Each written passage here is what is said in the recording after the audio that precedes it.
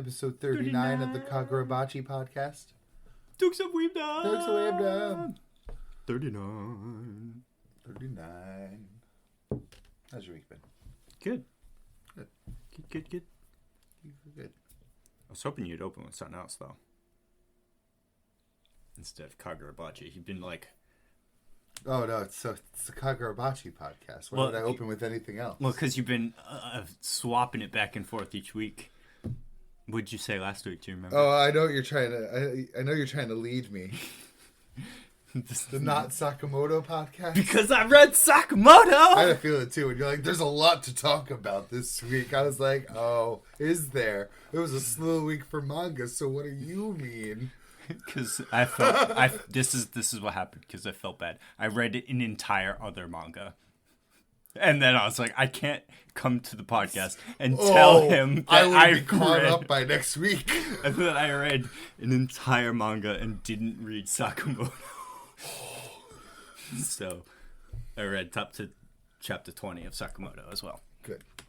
But no, because as you know, I've been watching YouTube's been feeding it to me, so I've been watching it. A bunch of like manga recommendation videos, so I'll just watch them, save the title, and throw it in a list somewhere. And I've seen this one come up a few times of being like, "Don't read this. This is like disturbing, it's gross." You're like, ooh. And me being me, I'm like, let's find out. Everyone was like, saying it's like traumatized and all this. I was like, well, fuck it, let's get some trauma. It wasn't that bad. It was not what I was expecting at all. 26 chapters. No pupa? It's not pupa? No, it's the translation's probably off, but something like you're the cutest when you're dirty. Yeah. Yeah. So if you know, you know. Oh. But it's basically so what kept me reading was for the girl that has like a mental break to snap back to how she was in the beginning, so everything would just kind of solve itself. Because she's like a so it's Eurobait also. There's this girl in the beginning, and she's like the most popular girl in school. She's good at everything, blah blah blah blah. But she's got a dark side, and her dark side, after school, she hangs out with this other girl. Quiet girl has a small friend group that's completely in the corner, you know what I mean? No one talks to her type deal. And this is where the gross disturbing stuff is that it's like, so the end of chapter 1, she walks up to her after school and she says, "Did you eat all of it? All of your lunch?" And she says, "Yes." And then the girl forces her to throw up on herself. And she like gets off on it. Oh, I was so worried it'd be poop, but I mean, it's still not great. There's some other questionable things, but it's only in the beginning. So it's like I think that people read the first 5 chapters and couldn't get through that because then the whole narrative changes, in the sense because it gets out that that's happening. So now her image is shattered and she has a complete mental break.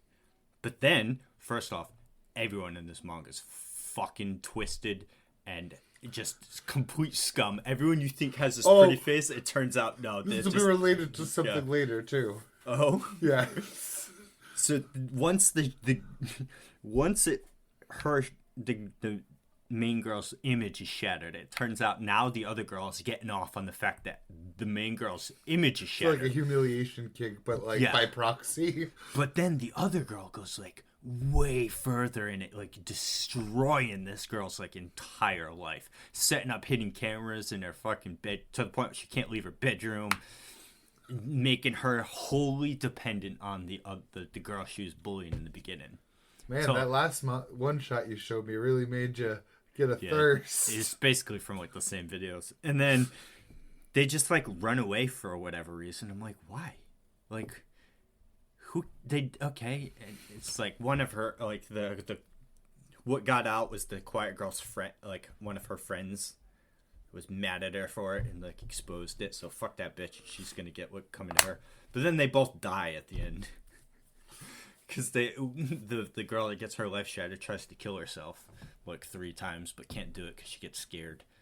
but then they're running away, and it's snowing, and then they end up dying in a playground, and they just like fall on the ground and like freeze to death. I'm like, that's not the ending I was expecting. But it was probably more than 26 because there was some .1 chapters in there. Yeah. But so I read it all in like one sitting. I would be very upset if you So didn't read I Sakamoto. put it down, right? It was all right. It was just something that it was good enough to keep me want to keep reading it. They were kind of short chapters too, so I'd say it would be, if you were probably to like close it all together, it was probably more like a 15 to 18 chapter, just with some of the lengths of them plus the .1s and stuff like that. So I just binged it, and each chapter made me want to keep reading the next, and I went into it knowing it only had 26 chapters. So as I was going through, I was like, whatever, I'll just bang it all out. So then I put it down, and I'm like, gonna go like play a game or something, would do something, I don't remember, and I'm just sitting there like, he would be really mad at me if I didn't read Sakamoto. 26 pages. 26 chapters. 26 chapters.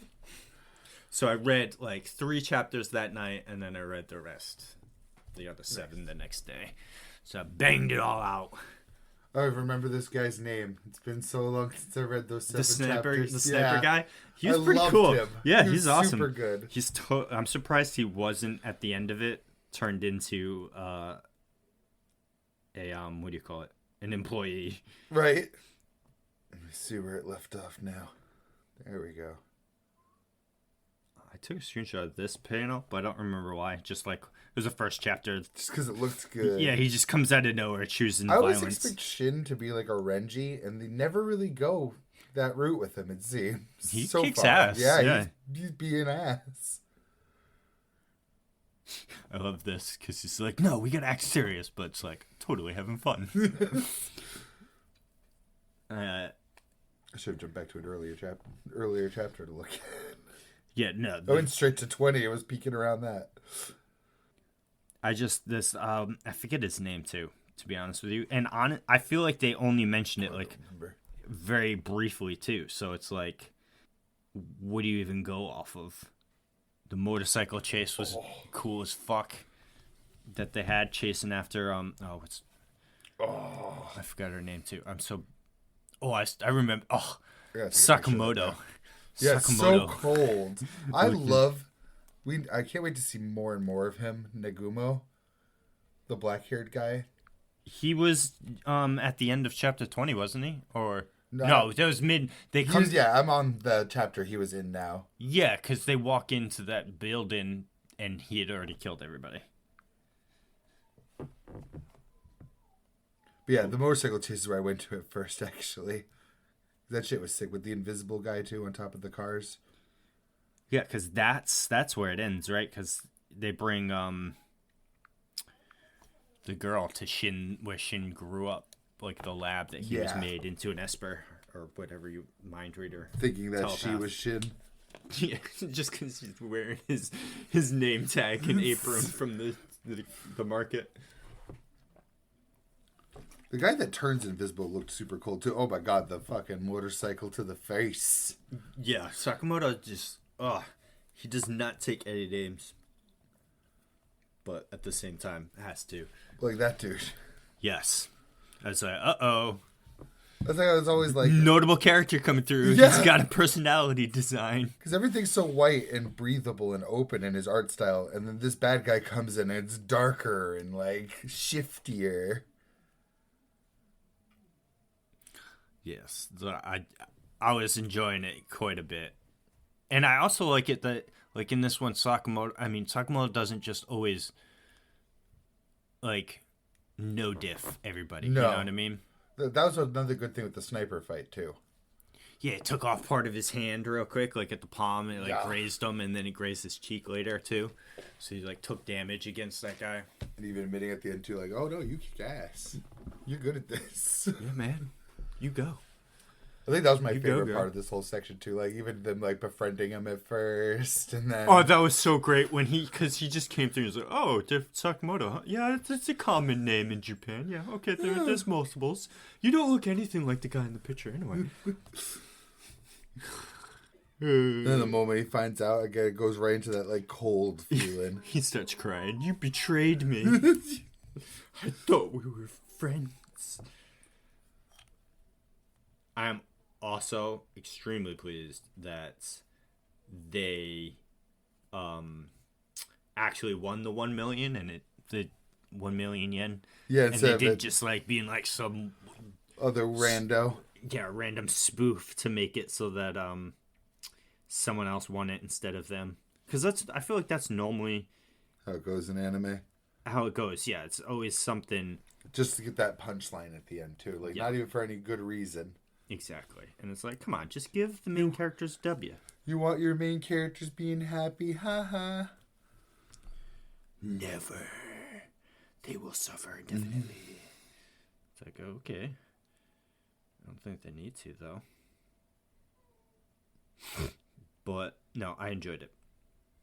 And had to, like I said, I could not read it.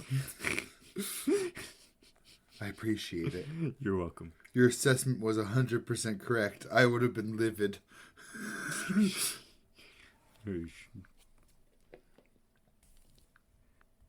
Peak was extra peak today. Peak was extra peak today. Especially for like one of those sum up chapters too. Like in between the plot chapters. Yes, but also at the same time moving the plot forward. The main plot forward. We got our new goal. We still don't know where Sanjome is in all of this. The comments had mentioned the same thing. Oh, I bet they did. So I loved how the class president and her got a guardian angel. So she's obviously the best of both worlds. So it's like she didn't become a new party member with abilities, but is now able to tie in abilities. Yeah. Yes. They left that leaves it open to give her abilities. But like I said too, because now that I discovered this comment section below these chapters, someone else said it is like, at some point we need to have an arc where we don't add more people to the party. It's true. So hopefully this is that moment. We have a good, well-rounded party. Yeah, because I mean, so I just noticed Kinto was not here. Thank God.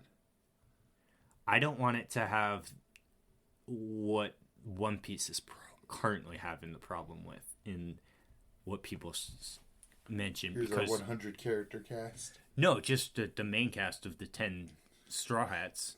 It's not everyone gets the attention that they used to get in the past because now there's so many more of them. Deserve. Yes, but also at the same time, One Piece has way longer runtime than everyone else to try and it still doesn't give justice to everybody, even because so much is going on. Yeah. So I don't want something like Dandadan to fall into that where it's like, oh, we have too many in our supporting cast, so some of them are just going to get regulated to the sidelines.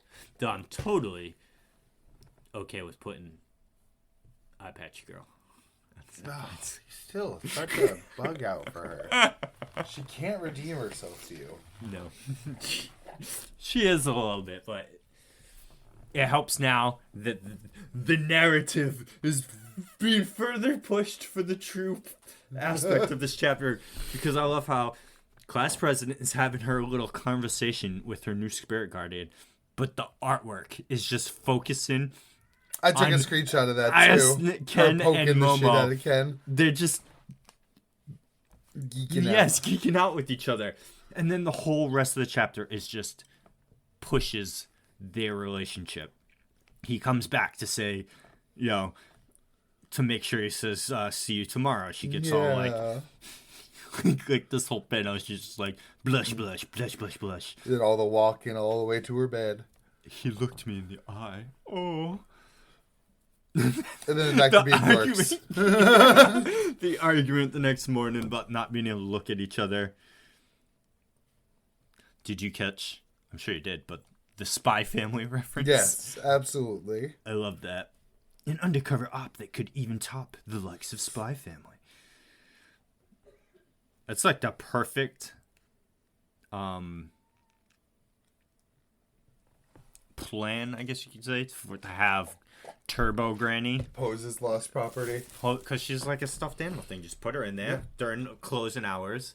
She can just run around, go through the manifesto, see who took the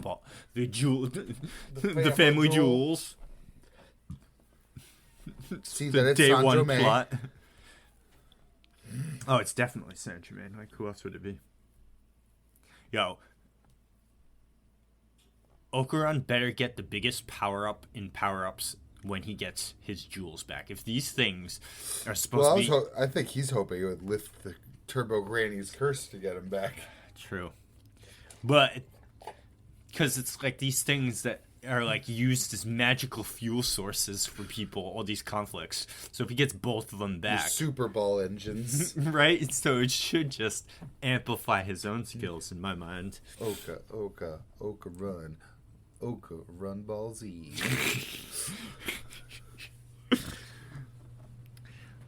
Yes, Saint Germain being fishy is fishy.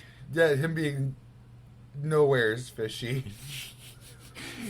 Dude, his character design is so fishy that when he's not in an entire chapter, So intense. it's like 3 chapters straight we haven't seen him, and it's still like, what's this guy it's been, doing? like more, I think. Yeah, it's probably been like 4 or 5 because we had that whole class president arc. Yeah, from like intro to planning to doing it.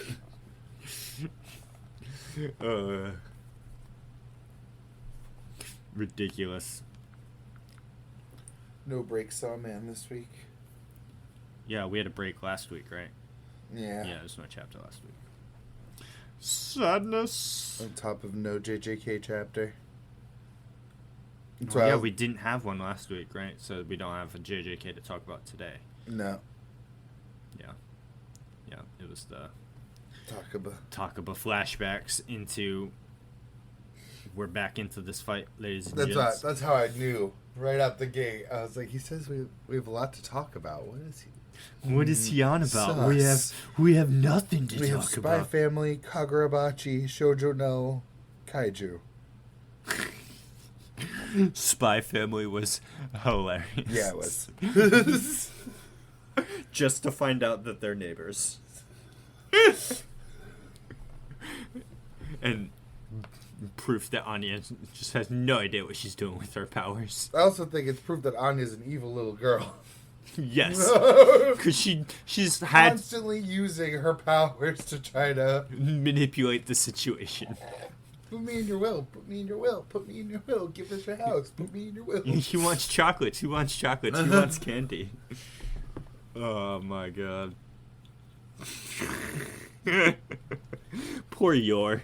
Just trying to do her best. Trying to be a good girl.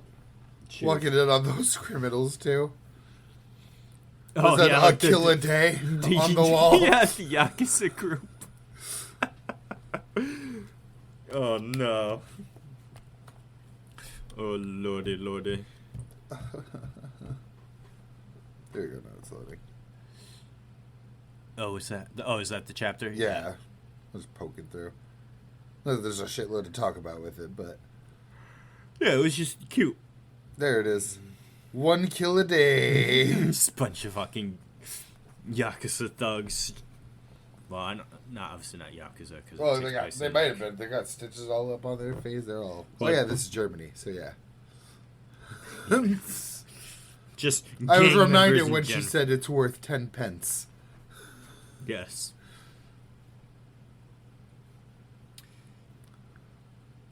We're gonna Kagura our bachis now. Yes.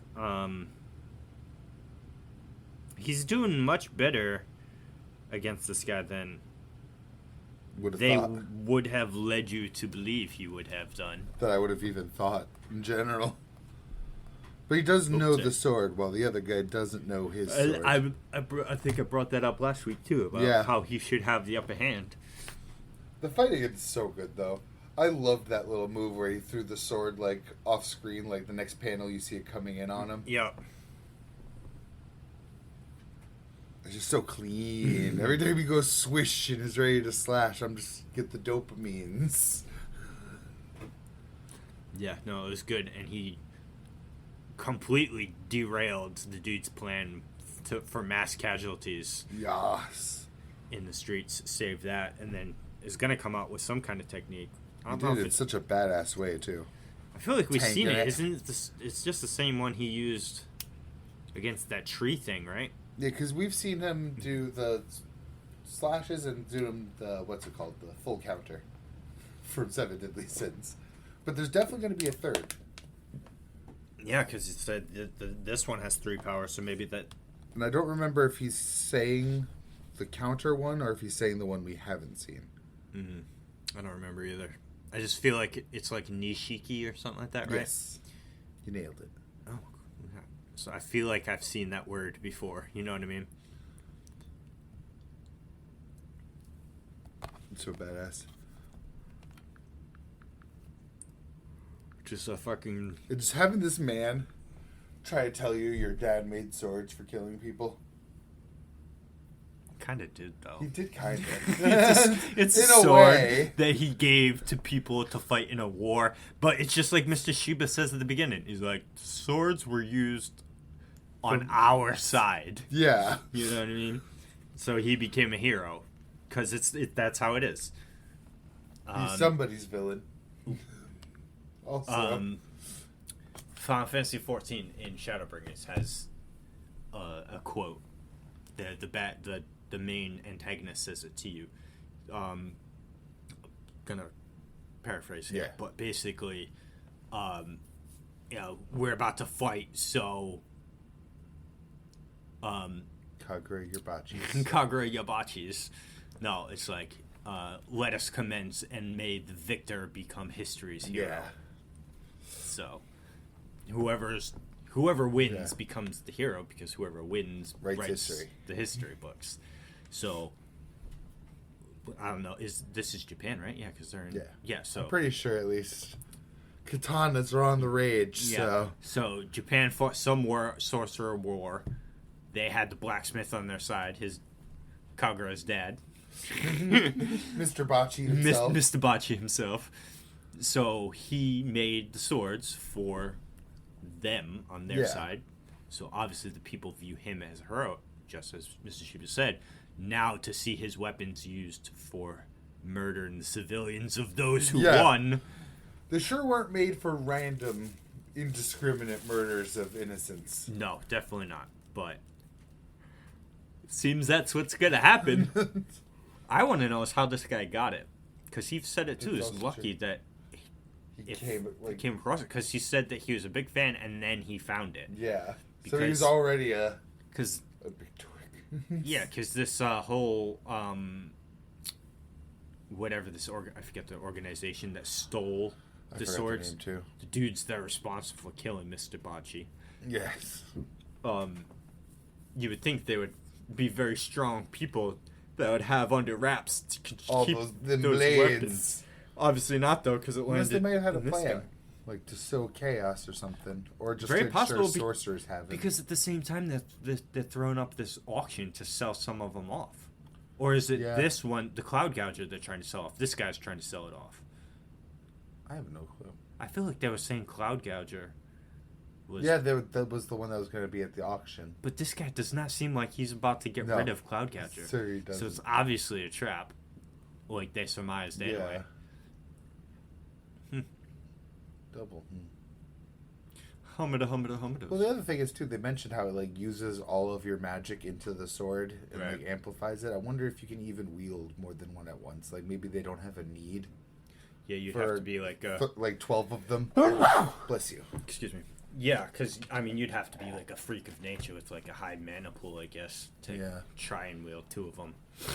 But I mean, who know? I mean, power scaling in mangas. I mean, by the end of this series, I'm sure. Yeah, we're on chapter 9. I'm sure somebody's gonna wield 2 swords at once. We didn't even know how magic works in general. There's much to be discovered. Just that it's rad as shit. Yes. I'm fully on board with Kagura right now. Like, memes aside of like the whole. It's good. It's good, and it's good to have because. Like we've discussed before, a lot of these long-running shoujins are coming to a close. Yeah. JJK is ending, quote-unquote, soon. Yeah. I give it maybe 4 months. What's that? 4 months is 16 more chapters, maybe more than that, so maybe 20 more chapters. I think a little more than that, but yeah, not too far off. Because, I mean, at this point, to talk about stuff with JJK is going to wrap, like, with Kenjaku. Takuba's not going to beat Kenjaku. It's just not going to There have been... I don't know if it's to be believed, but there have been leaks around that the Takuba stuff might be 4 more chapters. You're just lying through your teeth, Gaga, that you want to end this. If you're whipping out. That's exactly what some people said in the quote tweets. Because he said by the end of this year. Yeah. The end of this year is 3 weeks away. Rapidly approaching. Yeah. We're November right now. It's November 13th. Yeah. So. And I'm sure he's going to take more breaks for the New Year's, and I don't know if Shonen constantly. takes... Yeah. So, we'll say 2 more chapters. Go in the middle. 2 more chapters for the Takuba stuff with Kenjaku. Then the next person comes in to fight Kenjaku. Because there's only so many people you can start throwing at Kenjaku. And we could also Sukuna. flash back to what Yuji and Sukuna and Higuruma and Hakuri and Uruume are all up in the same area. I don't think that Yuji's going to leave the fight against Sukuna. No. Some of the others will, but I think Yuji will be in the fight with Sukuna until the end. Yeah. Whether Yuta comes in or Yuta goes to Kenjaku, I want Yuta to go after Kenjaku personally. Yeah. For multiple different reasons. One, because Kenjaku himself told Gojo that he's on him. He ain't impressed with Yuta, so I want Yuta show him what's up. What's up? And also, in that same conversation, Gojo says, "Don't forget who beat the shit out of that body. It was Yuta." They're also both the multi-curse technique sorcerers too. Yes. So is Sukuna. That's true too. And then I also like that Yuki hesitated to use her domain against Kenjaku, and he called her out for it. Yuta would not. When that fucking 3-way domain expansion was coming out, he was right there. He was ready for it. Yeah. I bet he wouldn't hesitate to drop that domain. See, the only thing is, I want to see Yuta's domain. I don't want to see him. Imagine it shows them domain expansion. It cancels out. Goes back to the Sukuna fights, and then flashes back to Yuta on the ground. I'll be pissed. You would be. I'd be livid.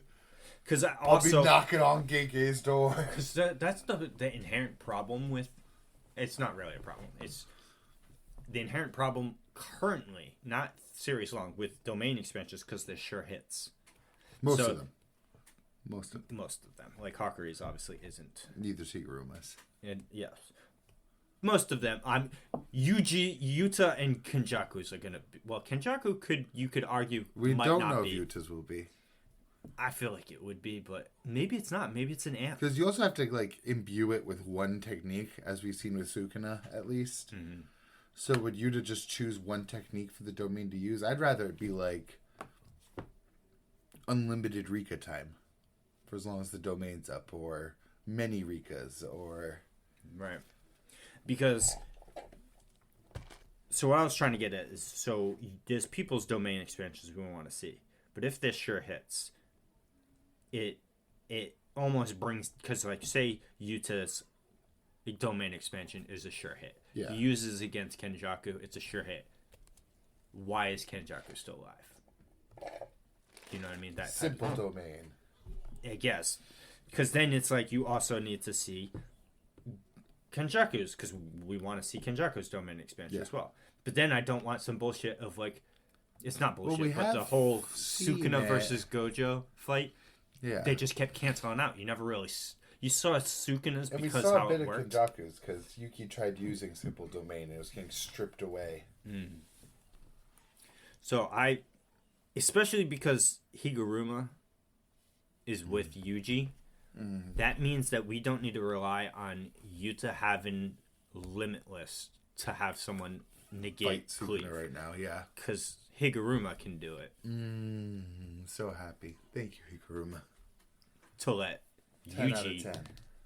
deal out. Because people people like to downplay Yuji that he doesn't get... I like to downplay Yuji. But let's get real here. I point to when Sukuna first took over. And Maki and him were running the gambit.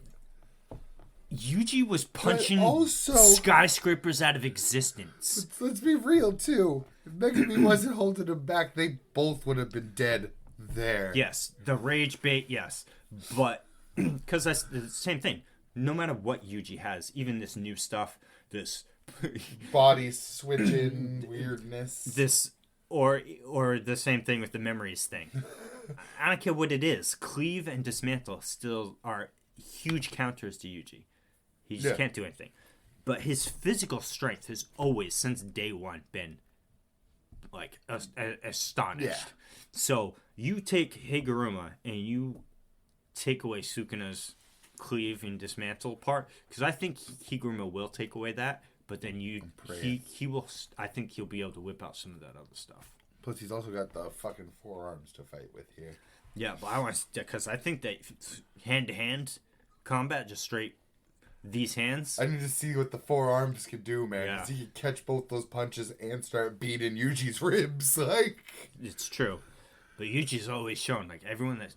Well, Choso's the only one actually. Choso beat ass because of the technique too. I was gonna say Choso counters my own argument I'm making now, because Yuji was hitting him and Choso was just taking those. And he did have like reinforcement though. Well, that very last one, scale. yeah. But Choso's also just fucking awesome. Yeah. Is Choso in the peanut gallery? I feel like I haven't seen him, but I also feel like he was. He was there. Yes, because he said that thing to Yuji about like. Yeah, because Yuji that's the his body brother's swap. Wills. Yeah, because he swapped into Choso's body. No, he was in Kusakabe's body. Kusakabe, you're right. Because it's like... But Choso was there for that, right? I feel like he was in that panel. He was in that chapter, for sure. Because I think it was when Yuji was walking away from that training session is when Choso was like, you're carrying on my brother's wills. Or my brother's wills are inside you now. Mm.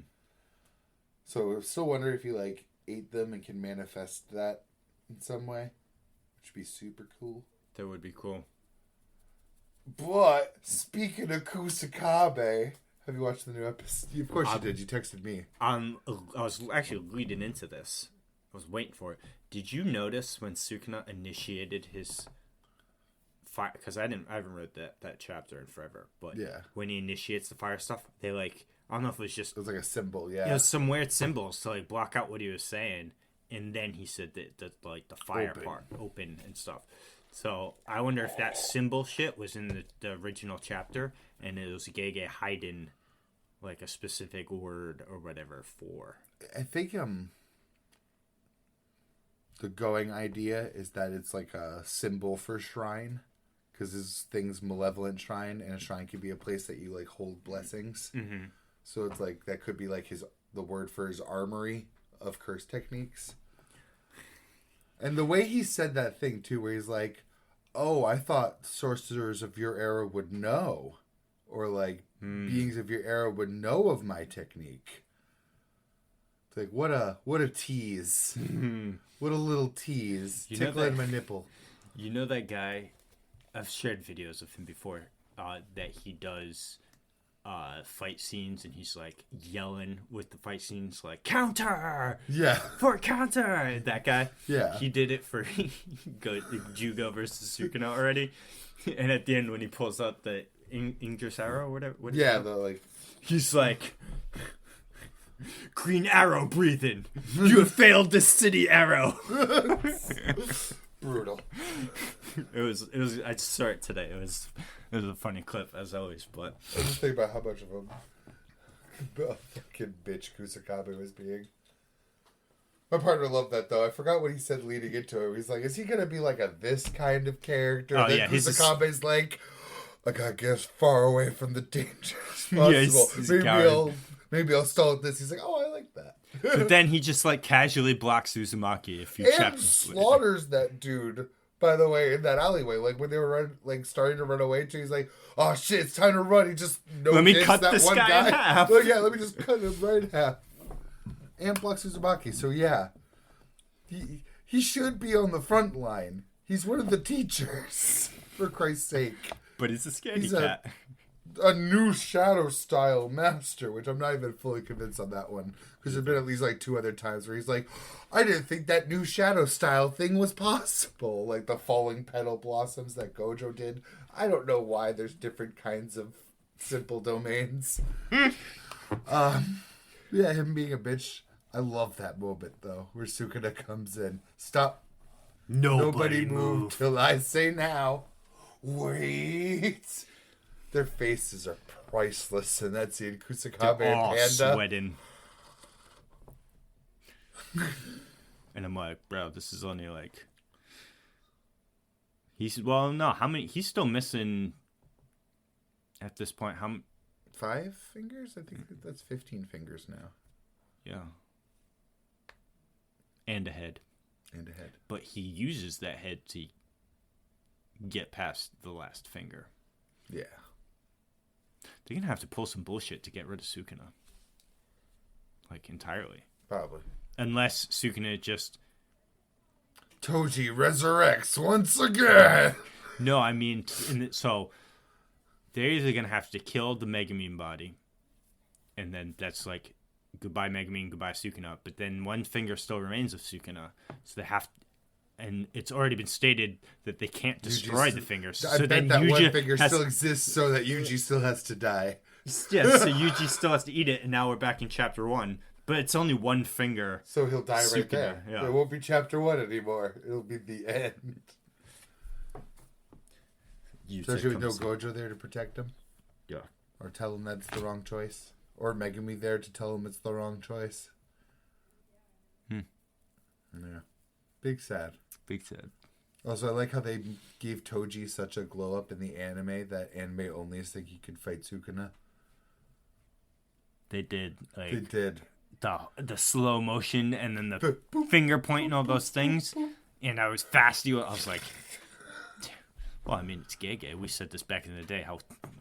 How hard he fucking knobs off fucking Toji. Yeah, it was the right choice for his favorite, but man, they really think they could he could run his pockets now. Same thing as Maki. One cleave, you're done. But I would say that Toji's faster than Maki. Even current Maki, I haven't seen her. We need to see her fight. Because she caught up to that bug guy, whatever that thing was. So she demonstrated. She caught up to Naoya. That was fast. Yeah, so she's good. And she was running Sukuna's pockets with Yuji.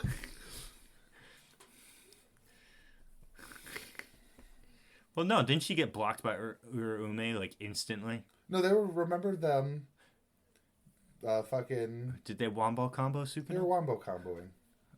I think I do remember that. Like flying around and shit. Yeah. She popped up in the background and Sukuna was like, "What? Why did I sense you?" I only just adjusted to this. And that's just like, "Oh, what's going on with this thing? Is that making? Do I have to hold back? No, don't hold back. Holding back's a bad idea." Oh yeah, that's right. She just shows up and Yuji's like, "Don't hold back." Tag teaming him. I do. Yeah. It was a juju jump. Juju jump. No, it was good. It was a good episode. I'm glad we talked when it first happened because I messaged you, but I'm glad that you saw the positive sides because I saw it was on Facebook first. There's a couple shots of, like weird CG faces coming up for. No, I saw an entire comment sections, an entire comment section of people shitting on the whole episode. I'm like, just projecting. You're just fucking stupid if you think that this is. Yeah, there's maybe like 2 places I could pause a frame. Then, if I took a picture of it, it'd look bad on its own. But in motion, it made sense. Like a lot of animation, you pause something in a weird. So you're gonna get in anything you pause weird. You're gonna get some weird faces. You know. But that shit was fucking lit. It felt like a Mob Psycho fight. The Sukuna part felt like a Mob Psycho fight. The Megumi versus his dad felt like a top tier Jujutsu Kaisen fight. The fucking shot of Sukuna with like the cleaved buildings like coming out like a crucifix is so goddamn good.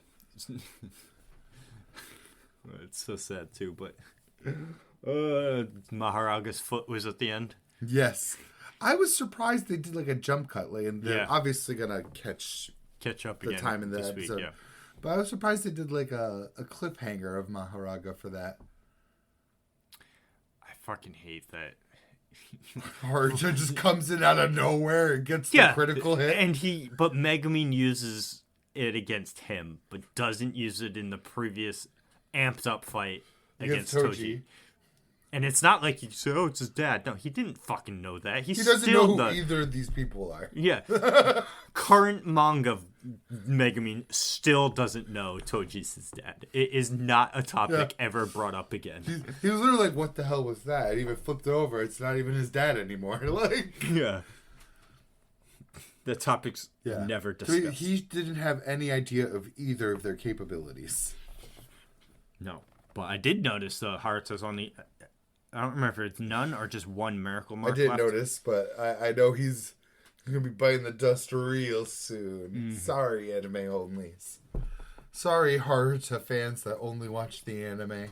Well, because I completely forgot that, because I was like, oh, the Jogo versus Sukuna fight's over, so the Yuji switchback's going to happen. And I was like, oh, wait, no. No. He's going to go fight Maharaga. Then he... does his thing and then switches back. I'm not ready. I'm ready for the dope ass fight that's going to be coming though.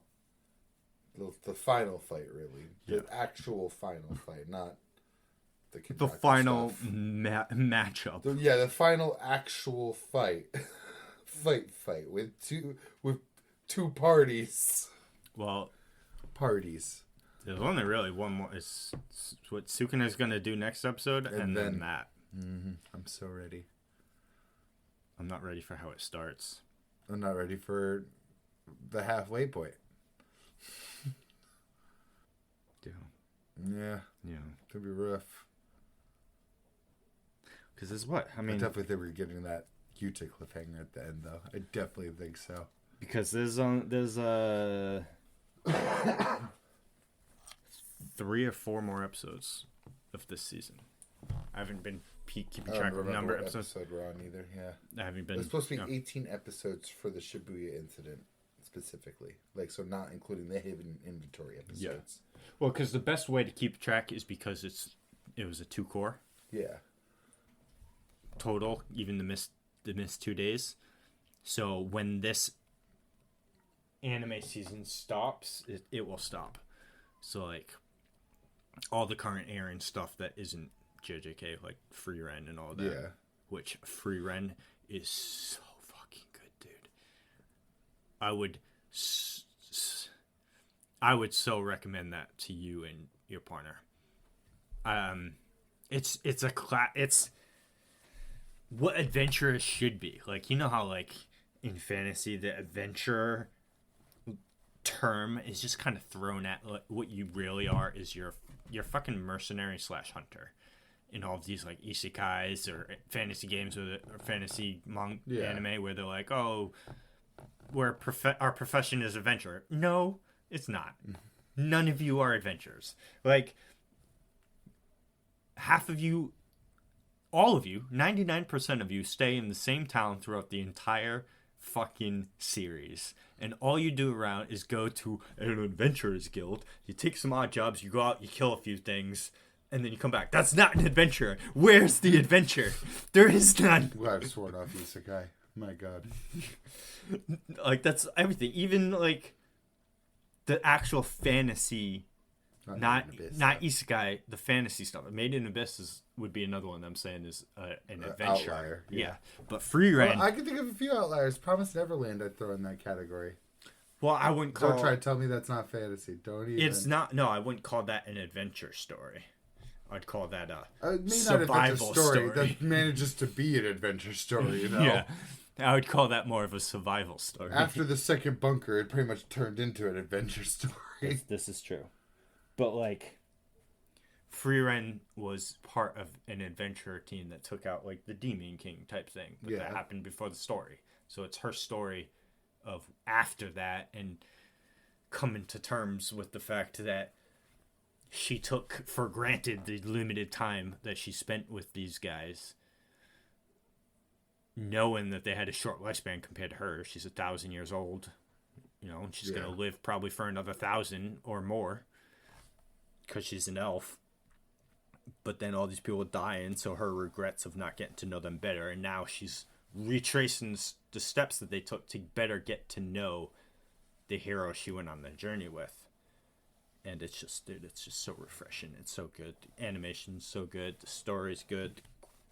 Everything. It's good. It's a good series. Highly recommend. Nice. And yeah, that's...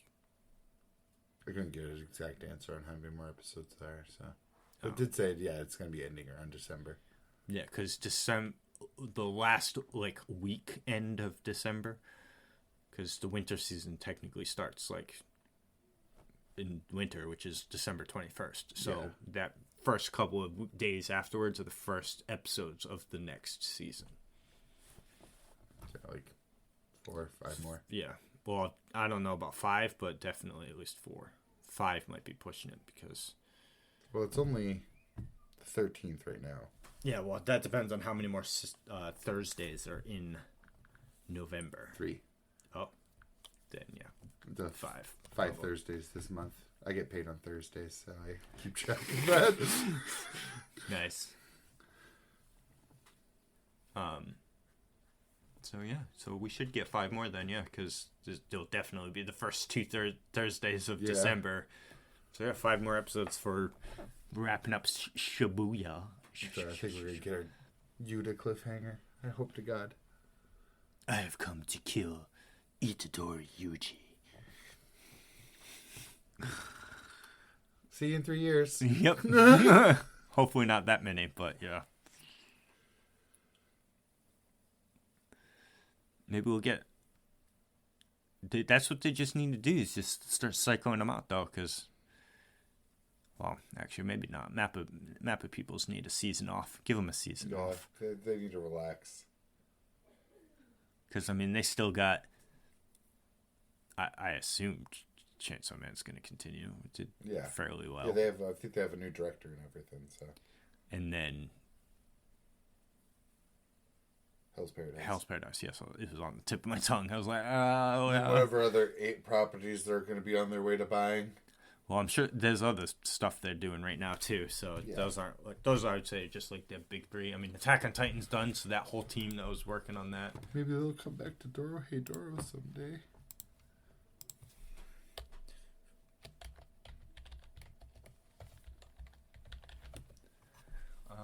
Maybe.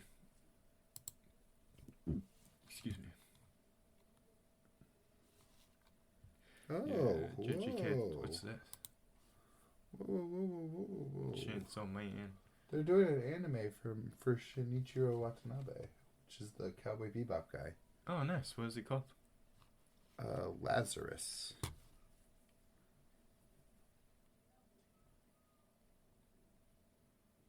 I found a chart.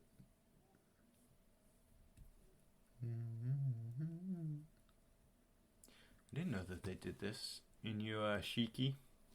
Yes. Now that I'm looking through this list of all of their properties, though, right now. Yeah, they have a lot. They do, but it's not a lot of ongoing stuff. No. It was like a year ago, but a lot of them are ending now. Well, Yuri on Ice, they could do more of it any fucking time. Right. I also didn't know they did Yuri on Ice. But, like, because the big I would ones track that as, like, the big moment they started trending upward is Yuri on Ice. Because... Terror and Resonance, that's a banger. Yeah, it is. I need to rewatch it. I binged it too quick. There's some... Like, the whole middle section of the... I could not tell you what happens in the middle sections. See, yeah, there's a Yuri on Ice movie that doesn't have a release date still. So, their big ones would just be, right, at this point, Jujutsu Kaisen, Chainsaw Man, and Hell's Paradise, because Attack on Titan's over. Literal whole dark trio. Yeah, literally. That's, yeah. I didn't know they did Kakegurui. Yeah. Or Women Look Crazy, the anime. Ooh, Crazy Women, the anime. Gambling Addiction. Has an alternative title. Oh no. What? Lazarus is premiering on Adult Swim of all places. Oh, speaking of Adult Swim, but maybe it's still Adult Swim.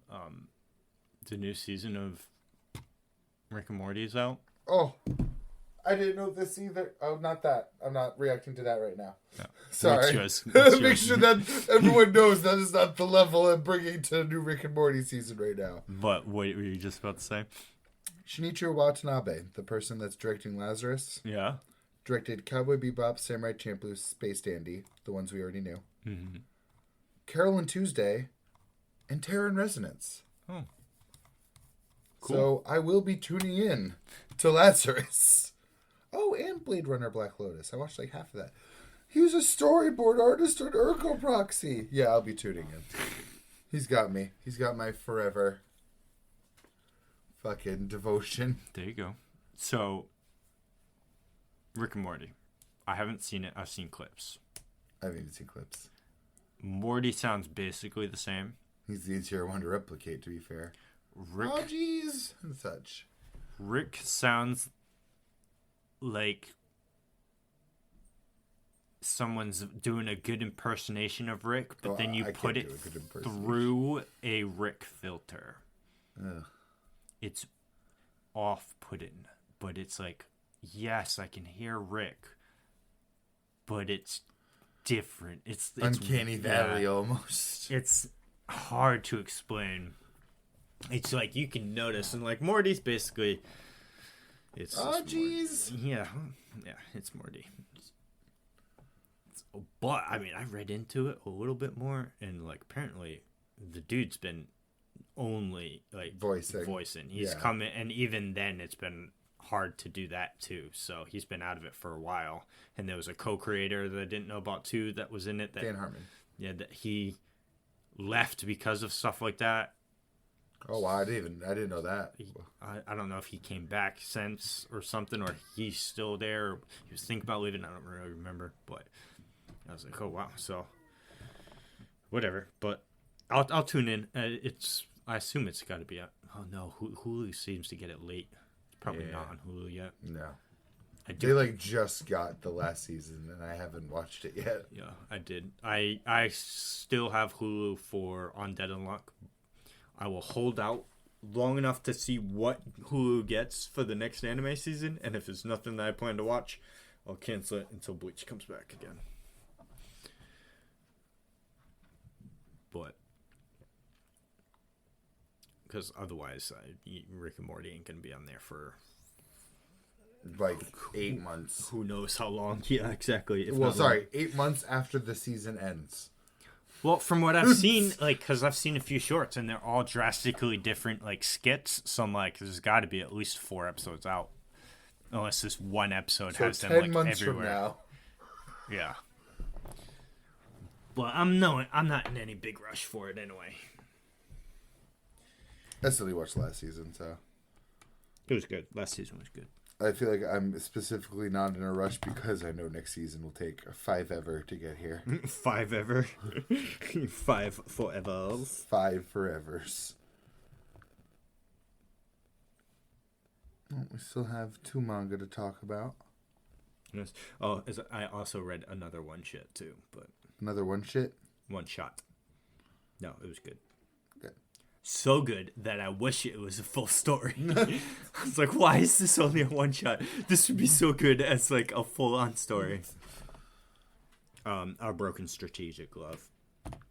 Just 2 more trauma.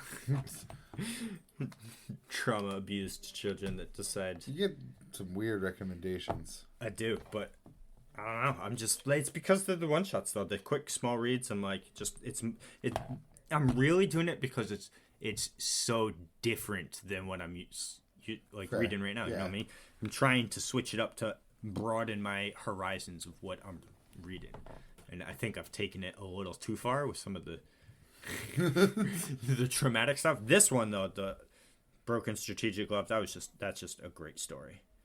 It's just a good story. But like this one, I've been hearing a lot of good stuff about, Smoking Behind the Supermarket with You. It's more of like a slice of life. It's an older demographic too. So it's a businessman guy. Well, they're smoking. Mid-30s, yeah. I would hope it's a older demographic. Right. And then, the other stuff I want to read. Vagabond Kingdom, Vinland Saga, Magi, Sunken Rock, that kind of stuff. Oh, and I got to catch up on fucking Tower of God, Unordinary, and Tokyo Ghoul. I'm still working on catching up in my Choujin X. You're close though, right? You got what? You still 11 behind? 8 chapters. No, you're nice. But, I mean, like you said, 60 chapters? 60 pages. And then I get like chapter. A 0.2, and it's still 44 or 33. Oh, this one's 24, thank God. Oh, that was one away. That's not the one I'm on. Damn it. 30. But also, look at the dates. They just let him release whenever he fucking wants. July 31st, August 16th, August 24th, September 5th, September 13th. Dude, that's like One Punch Man. But then you look, October 10th, November 1st. It's like just going back. It's like May 3rd, 10th, June 7th, June 28th, July 12th, July 19th, August 9th, 16th, September 13th, September 27th. And once again, there's no countdown for Choujin right now. It's really good. Post time skip has done a lot for the characters. It's just like a 1 year time skip in the story. But I gotta say, one of the things I wanted to mention, yes, is they like ended an arc, and the main character went to leave to do like his own training, kind of like Deku style. Yeah.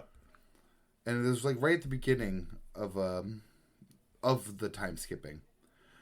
They did Sui Ishida did 17 straight pages with no dialogue. 0 dialogue. That's a to lot. To show the transition between like just 6 months of the time skip. And it was amazing. It was like so like just like cinematic even. Like it felt like a movie. Like the characters walk up to like a mentor figure. Mm-hmm. Suddenly they're like having a little outburst because Tokyo's gone, and then shows what they're doing in the meantime. It just ends on a shot of Tokyo's back with wings out, sitting on top of a mountain with an eagle on his arm. It's mwah. Damn, impressive. There's like one shot of a newspaper or news article in the middle of the 17 pages, but that was the only written text even in the 17 pages. Well, as long as it's done correctly, that can work. You know what I mean? Yeah. You got to be able to have your artwork tell the story for you, and then you're golden. You did a great job of it. Just talking about One Punch Man too, because release schedules and stuff showed me I'm two chapters behind. Hey. But that's the same thing though. That's like the chapter count varies wildly, but usually between the 30 to 50 range of pages per chapter. Yeah. The monthlies treat us good. Well, going back to like at least back to May, it seems that One Punch Man has dropped at least 2 chapters a month. Nice. But it's not like you could look at. It's just it seems to vary with this release dates. Maybe I'm just dumb. But that it could be just as random as Choujin X, where they're just like, hey, whatever length you want to put out, whatever time you gotta take, just do you. I love One Punch Man. It's so funny, so good, such great artwork. Oh my god, some of the fucking visuals in that. I consider picking it up from after where season 2 takes place. I then consider rereading the beginning after I'm caught up. You know what I mean? I actually just saw that too. I was scrolling downward, chapter 85. Hey, thank you. In fact, you know what? If not, I think 86 would be the one to start with. But at least check out chapter 85. Let me get it on my continue reading list real quick while we're on that. Then there you go. I still feel if not, then it'd be close to it. You know what I mean? Like a couple chapters back, maybe. Oh, I have no clue. Yeah, see, there's Gara right there. So yeah, that could be. Is that him Any versus moment. the 18? It's him eating a steak. Oh, yeah, I don't know. At least leave it there, and then you I'll can probably always put just... it like back to like 75, maybe even. Yeah, just to ramp even get up. like a recap, basically. I mean, how long ago was season 2? Yeah. So I'm gonna. I'm loading worse lately. Not that I really care. It's I was just thinking, still the best reader. Is it your phone? Because I don't have those issues that I see your phone having right now. Oh, it's a brand new phone. Yes, King. Yes, I'll leave it there. All right, yeah, cool. But I have, yeah, like this always does this when I like close it and open it back up. Oh yeah, see, I don't have that. I see that what you're talking about there, because your thing's freezing. It won't like tap onto it and stuff like that. Yeah, takes a while to like bounce back into the zone, and then I'm usually good to go again. Kaiju was a chapter. Yeah. Pretty banging chapter. Yeah. More stakes into the game. Yes. Massive amounts of Daikaijus. Kafka rushing over. Or trying to, but Reno still nowhere to be seen. Nowhere, except that one dude I saw. For the rescue? Maybe. But then I saw them say that they're all depleted or whatever. They have no one. Shirt's too thin. Where's Reno? He's the only dude that you haven't shown. You've shown a bunch of new characters too. But where's Reno? He just got himself a nice new kaiju weapon suit. He's the only one that doesn't get to pop off. Fucking, and I swear to God, if like I remember, I sent you the screenshot of the random dude that kind of might look like him. In that one panel, I'm like, if that's him, and that he got all scuffed up in a skirmish off screen, I'm gonna be so non-numbered fight. So mad for the dude. I don't think it's him. It's hard to tell. When does that start? What? Kaiju Day? Oh, it's got to be soon. 2024. I feel like we have to have a date by now. Come on. Yeah, like even a season. A Give me. I'm not seeing anything here. Give me like something like April. Oh, there you go. Solo Leveling should be coming out soon too, but I'm worried about it because the manhwa is so fucking good, dude. And I'm worried about, because that's Korea's, like South Korea's baby right there in the manhwa sphere. Like, that's the go-to manhwa. So I'm surprised well, first off, I don't know any Korean anime studios. I know that there's Chinese ones, but I don't know if, this is just ignorant speaking, I don't know if Korea has one or not to do it, if they have like... Yeah. So the fact that they even allow... I think it was because the author died, to be honest with you. Wasn't it? Didn't they already have an anime planned before he died, though? It was this one, because that's why I was like so... well, I don't know if it was before he died or not, because I feel like he would have not... You know, I don't know his feelings of Japan or whatever, but I feel like he would want Korea to do it as a Korean manhwa. There's already been 3 Korean manhwas made into Japanese animes by an American Tower of God. company. Yeah, Tower of God. So I'm not sure if they'd really care, to be honest. I think they... What's the third one? Because the other one's... Noblesse. Noblesse, that's right, yeah. That was like so the first one, like too. They Noblesse wouldn't really so care, to be ago. honest. I think they're just happy to get a bag and have their shit turned into an anime. So, my thing is, what are they going to keep the original names? I hope so. They better. I hate name swapping in general. I don't need Shunghua to be named Kevin. Though I was loving the Chainsaw Man fandom when the fandom named Miri Sugo Kevin. And because that story, dude, is so good too. That's another one I need to finish. I need to just reread all of part 2.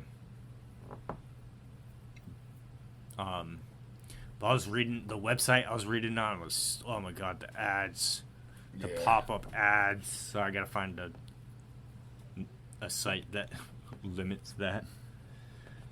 But the Japan is not showcased in the best of lights in Solo leveling. Yeah. Good. They can get a taste of it. So it can't just be America. Yeah, it's definitely. Oh, America doesn't either. Let's be because America's mentioned. That's what I mean. We get it's Solo leveling. I meant we're always the punching bag in anime. Yes, because. Except Chainsaw Man, like in a way. The strongest people in the verse, like in Solo leveling, like the high tier S rank people are all hired by countries as like a military force or whatever, and they get like the rewards these guys offer these people, like Korea or some country tried to buy the dude from America. And the amount he basically asked for the entire country. Oh my god! Like the amount of money they offer these people. It's like at a certain point, there's not enough to give somebody. It's like, you know what I mean? What do you do with that kind of money? Nothing. There's only so much stuff to buy in the world. You run out of things to buy. With, trillions of dollars. Like, well, that's when you just start buying fucked up shit. Even like then, paying people to bite the toes off another person. Yeah, I guess. I think that number is lower than you think it is. Oh no, money turns people into those kind of. That's people. what I mean. Yeah. It's like, all right, you got $1 trillion.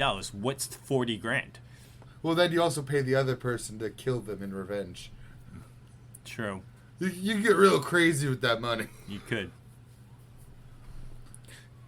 You could, yeah. I still think it's way more than you could spend. You could do that many times over. Then you buy that person who lost their toes, robotic toes. Because $1 billion is $1 million. Is $1 trillion $1 billion billions? Or is it $1 billion millions? You've lost me. With math. God, I love math, but you lost me. That's too many words. Too many numbers. I need too many zeros. Form. Text me this question. 1 million times 1 million is $1 billion. So is 1 billion times 1 billion $1 trillion? There's got to be, right?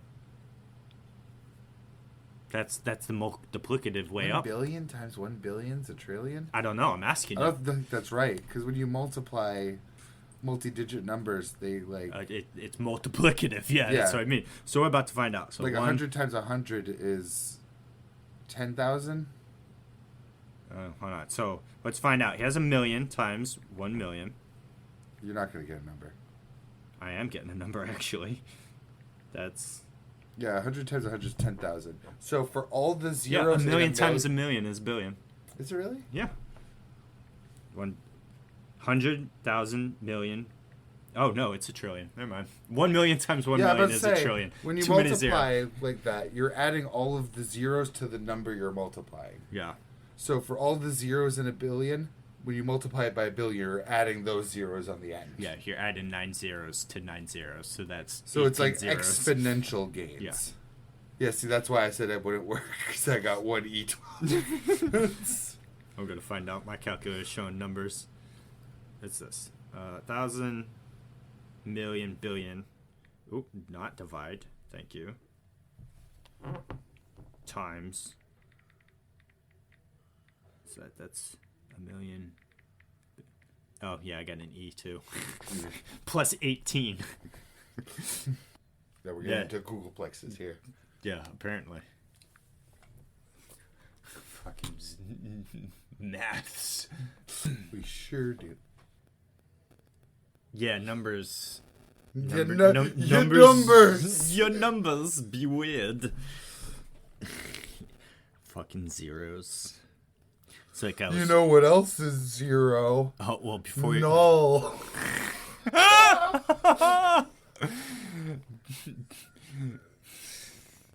Yeah, we'll just skip what my your segue was way better than what mine was. Mine was to more zeros. Infinite zeros, to be precise.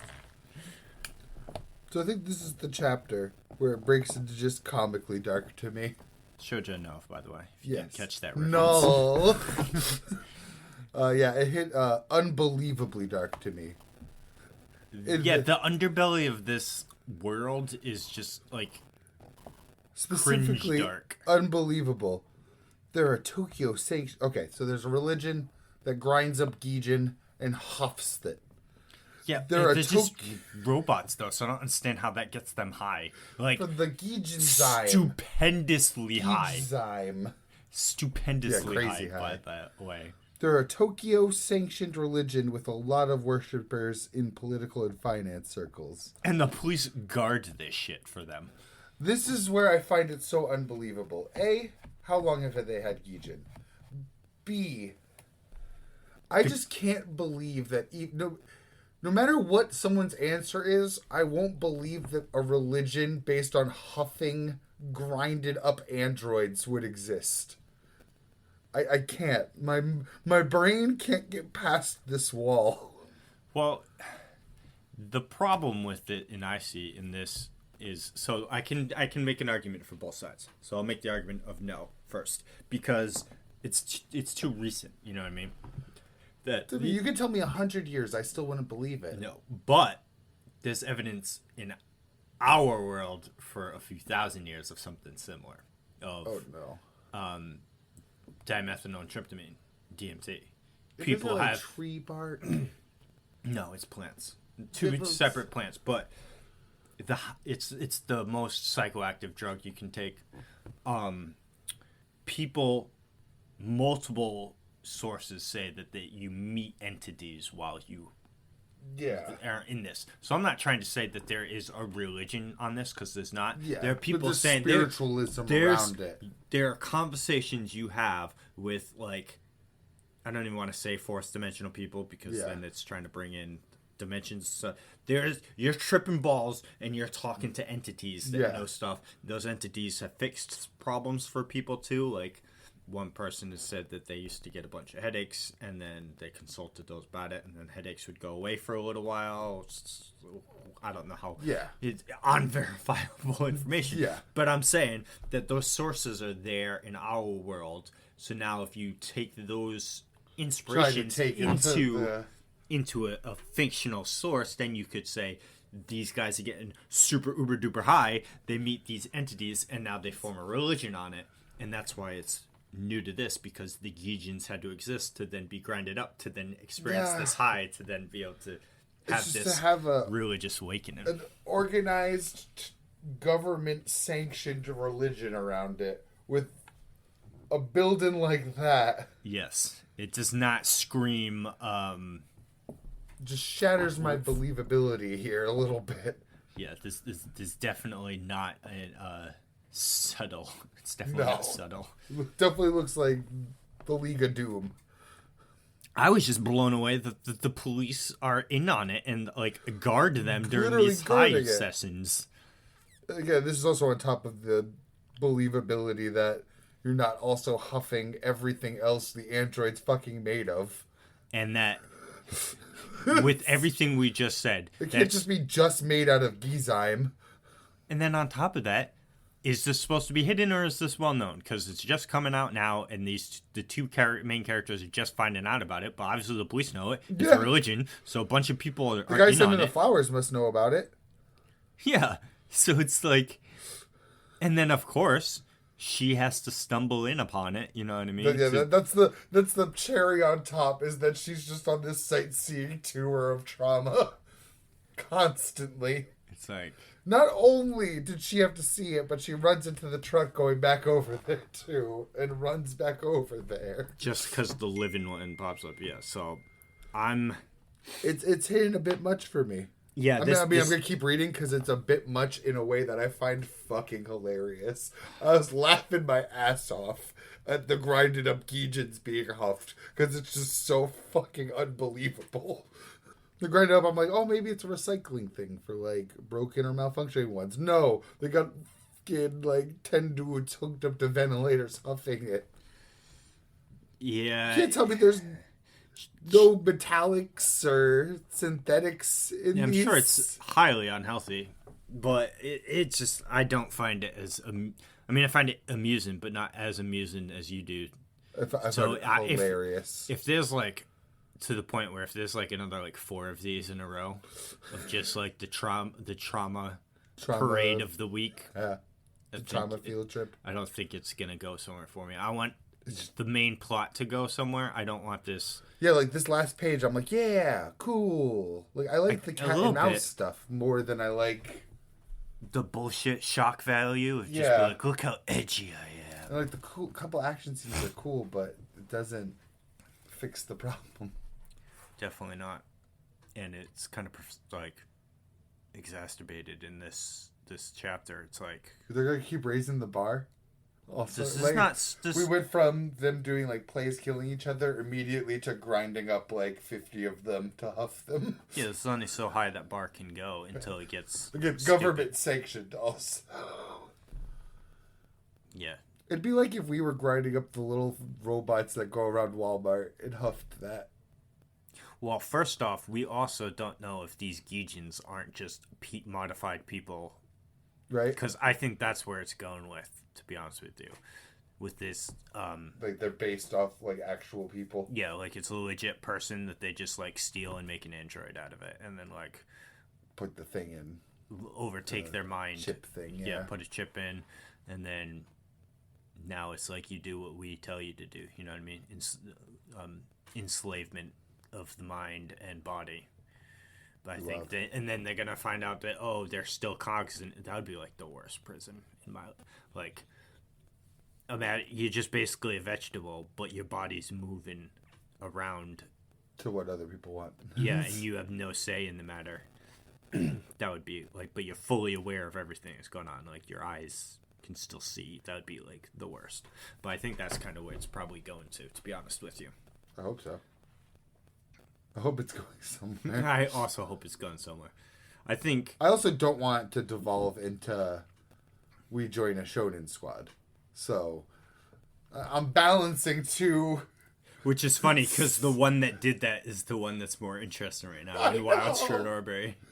Where it would also make more sense to grind up the plot relevant beings and stuff it, yeah, because it's a fucking plant. It would be more like DMT in that way, or just weed in general. Just grind that shit up and smoke it, people. Instead of androids.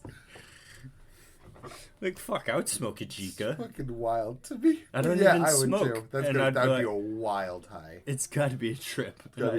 Well, first off, because if you don't die. Yeah, because I don't smoke anything anyway. Imagine it becomes a gaseous parasite. Or it still infects you. Yeah, you just start growing up like, whoa, man. Humans. The roots just start growing through your lungs. Yeah. No! I burned you alive, though. You're weak I needed those for the weed. You're weak to fire, yet still the smoke takes me so. Ridiculous. Absolutely. You were like, absolutely. I'm like, absolutely ridiculous. Unreal.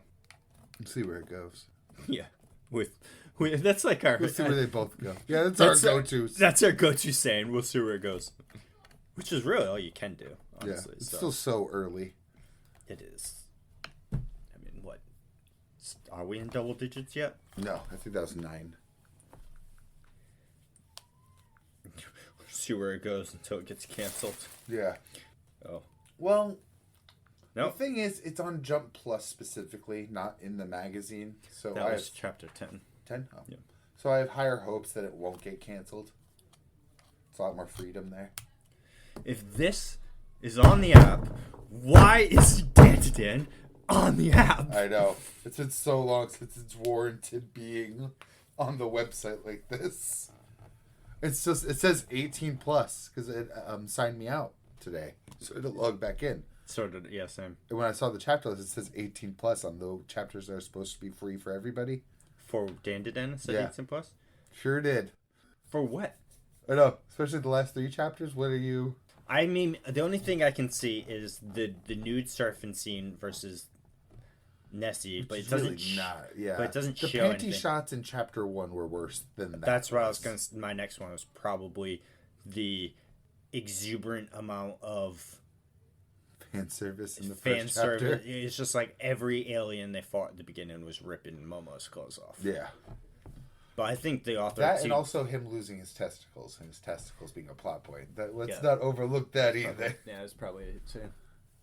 I still think it should be... I mean, we're so grinding far up past it. They don't even talk about it. They say Family Jewel every time now. You grinded up potential humans and smoking smoking them to get high.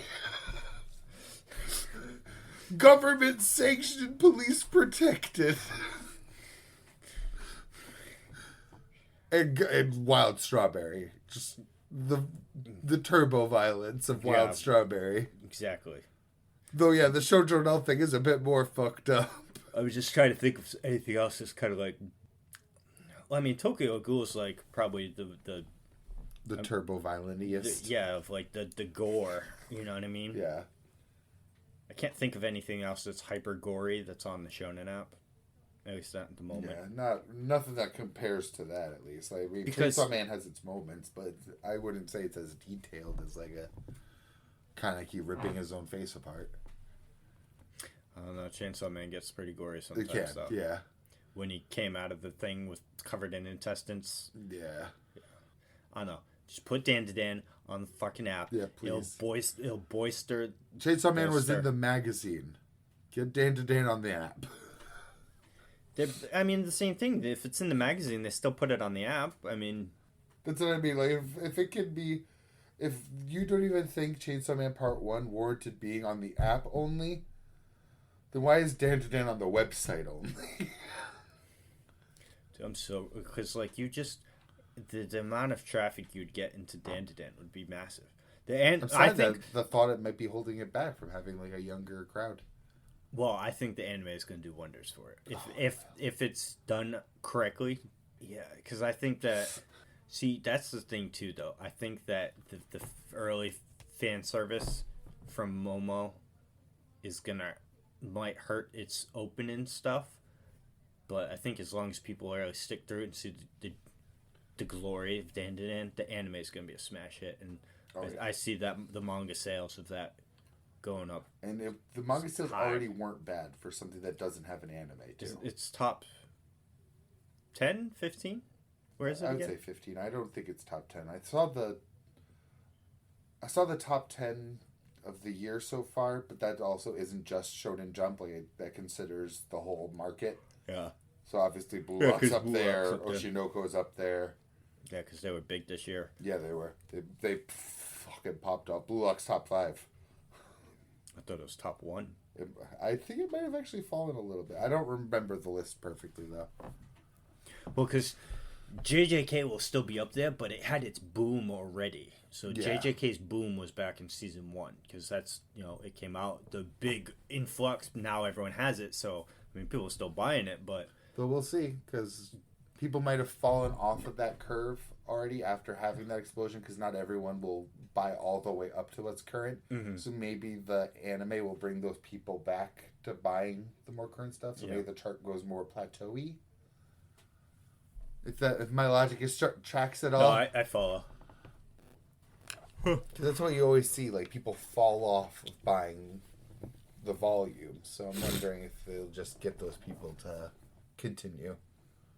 But we won't see that until, like, next year. We won't see the effect. No, well, yeah. With it ending, like, right in December, too. With hopefully a cliffhanger. I'm thinking, too, now, where would season 3 end? Oh, yeah, that's going to be Lord fucking knows. Maybe the army coming in.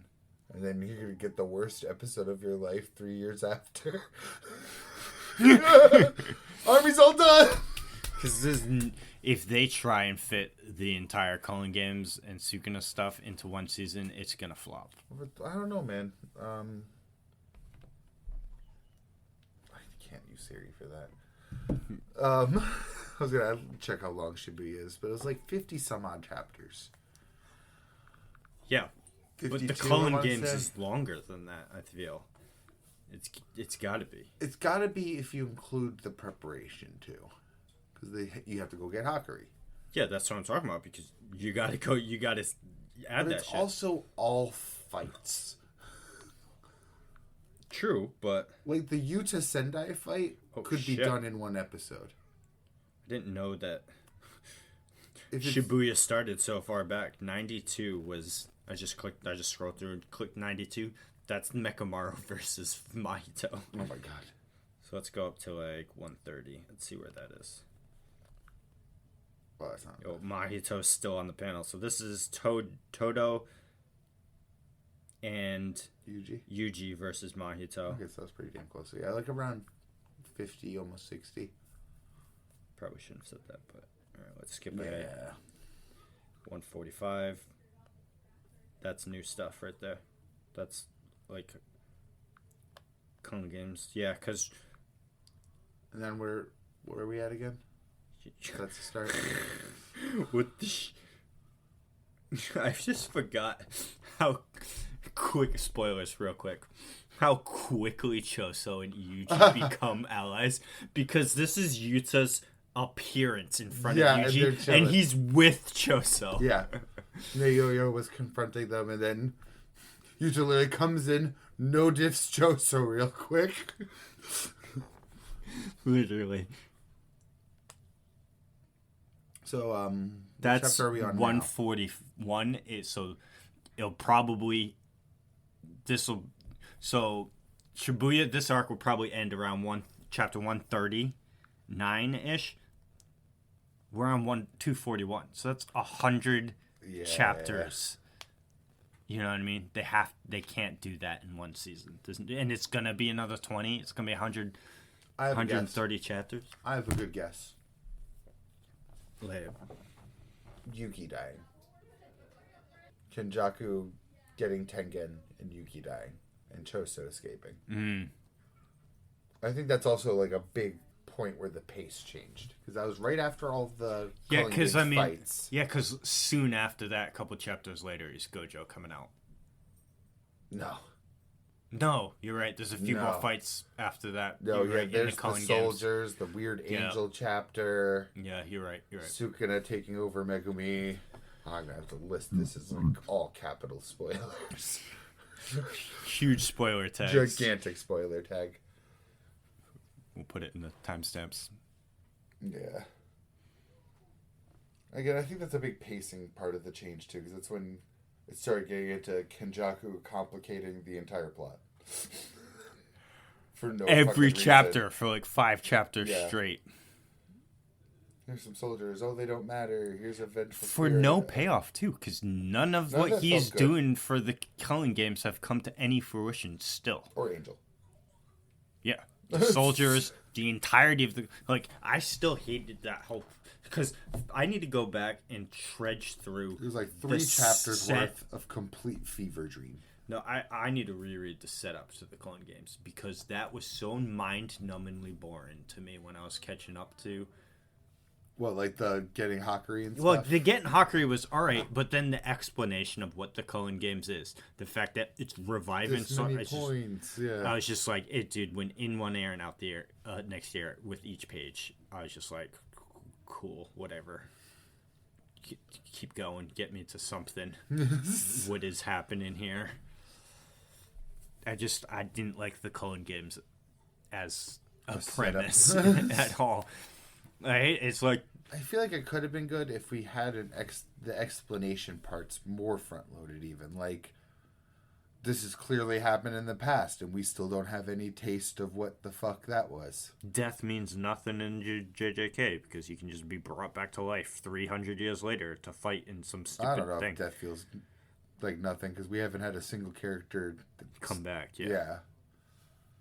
But, well, other than the Culling Games members from their flashbacks. But I mean, an established character come back.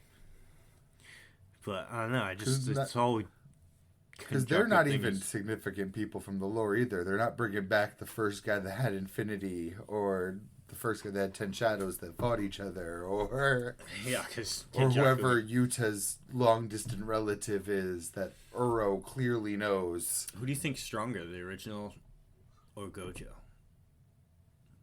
That'd be an interesting I thing. bet Gojo. I have to think that it works kind of like science, like especially since they're passing down the same techniques, knowledge, like Gojo said, and that's how other people know his powers already.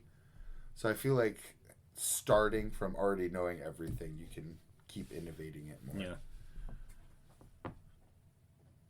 I would think. I would think as well. I just cannot wait. I mean, it's going to be like 6 years from now, but I cannot wait to see the Gojo versus Sukuna stuff animated. I can't wait to see most of the Culling Games fights animated, to be honest. They're all going to be better animated. Except for Higuruma. That one's probably just as good as it's going to get in manga. It wasn't the flashiest fights, unless Mappa adds a whole bunch of... That was with Yuji, right? Yeah. Yeah. That was more of the thinking man's fight. But that's my thing, though. Like, most of the Culling game...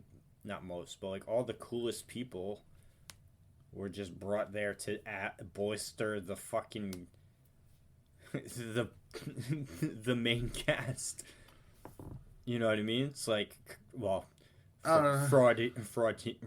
I don't want to say if it's all the coolest people. Yeah.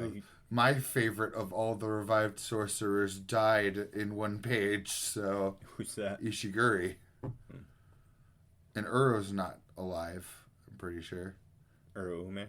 Uro, no, the girl that manipulates the sky. Oh, yeah. Pretty sure she died. I'm pretty sure Yuta killed her, Yeah. But like, you had Kashimo. Artist guy survived, but he's not fighting. He specifically said he's leaving. Yeah. Thank God. He was my least favorite Culling Games person introduced, period. Is Higuruma a revived dude, or is he just... he's an awakened. Yeah, okay. He's the only one Kenjaku says is interesting. That's right.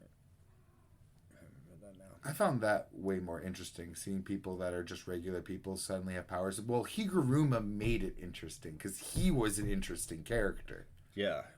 The way he went from being a lawyer to fucking killing people to that introduction of him in a bathtub with a full suit on. He just had the vibe. Yeah.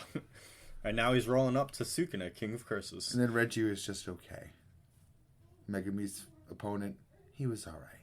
He made Megumi look good, but he himself was alright. I think he made Megumi look kind of... Well, everyone makes Megumi look bad because every fight Megumi comes to suicidal tendencies at the end with... Yeah, but he led him to like a stadium to use his domain and shit. And there was stuff about like holding stuff in his shadows. And... It was Megumi's best fight. Yeah.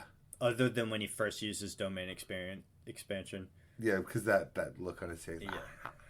Because it's his only 2 fights where he wasn't contemplating summoning Maharaga. Yeah. And then, obviously, the Yuta fight's going to slap so hard. Well, anything Yuta is going to slap. That fight is probably my favorite JJK manga fight. Him versus the 3 of them. Yeah. So good. I love how he just comes in and just, like, no diffs the bug dude. Like, right off the bat. The bug thing comes back later, but then he's fighting... He gives him that big old kiss blast to the brain. I should reread it. That was fucking... That fight slapped. I reread that fight. Because it was just so good. It's so fast. Because just... Yuta showing why he's number 2. Because he literally took on 3 people at the same time. Yep. And won. While the first half of the fight, Rika wasn't there. Yeah. And he was trying not to use reverse curse technique at first. Because he was trying to not let them know he could use it. Yeah. And he had to kill the curse. But still, such a good fucking fight. Narratively and, like, cinematically.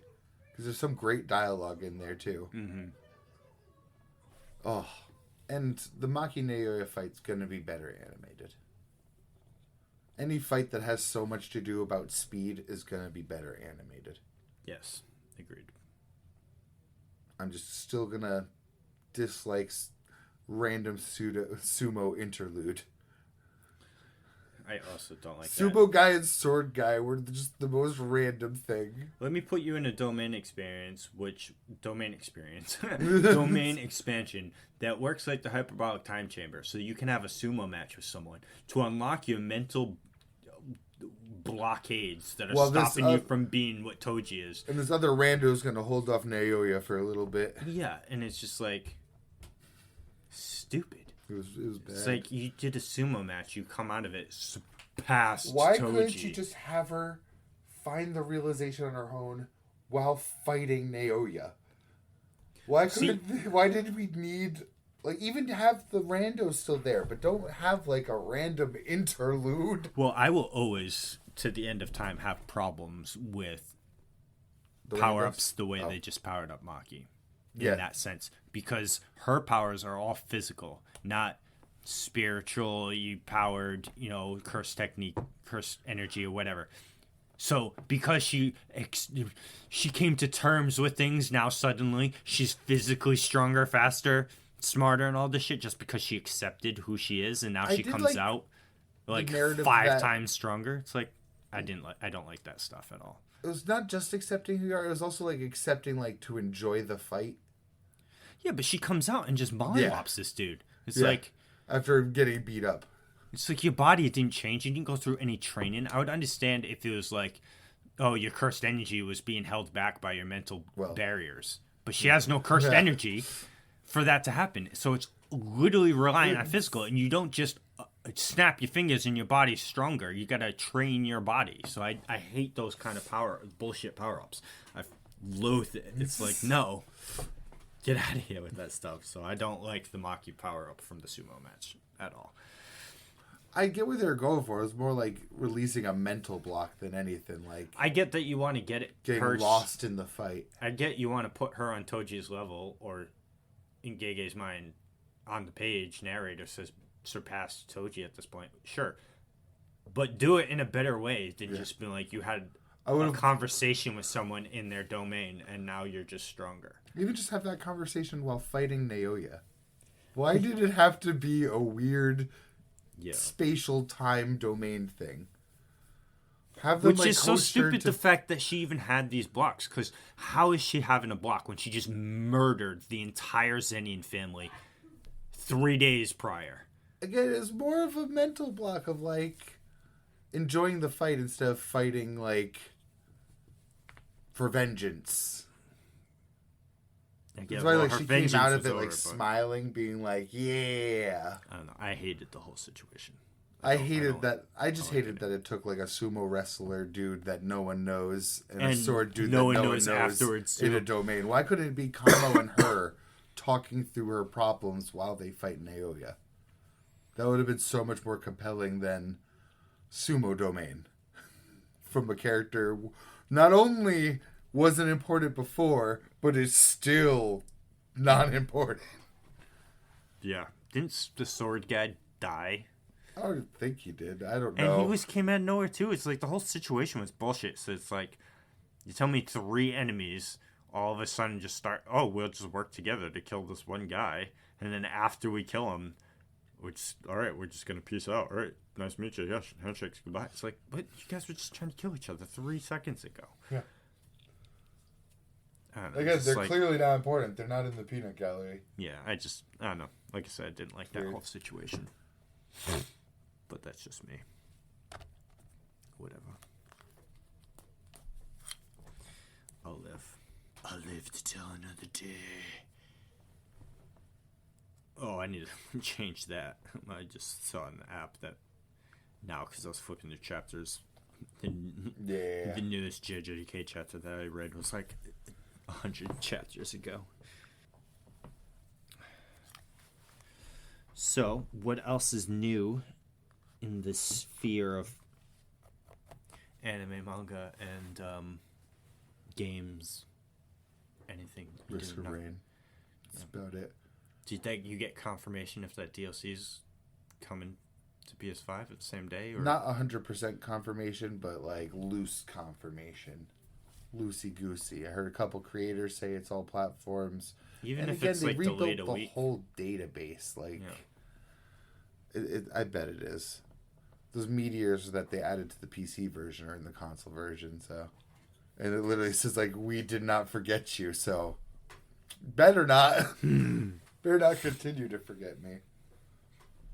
But I did also buy Risk of Rain Returns, the remake of Risk of Rain 1. Mm-hmm. Yeah. My first run, I got past stage 1, and I haven't gotten past stage 1 since. I played like 5 runs. It's fucking hard. I've beaten Risk of Raid 1 before. I have. I don't know if it's the remake or me being rusty because it's been like a year or 2 since I touched Risk of Raid 1. But it's fucking hard. I've still never even beat Risk of Rain 2. Yeah, going through the... I mean, we've gone through... I've been to the final... I'm pretty sure you don't even need to buy the DLC to play it, actually, too. Well, I don't think you play the new Survivors, but I think you play like all of the other I've had it. I'm sure I just have to re-download it. And small. Before. But, I mean, well, first off, not only is my system full again, because I deleted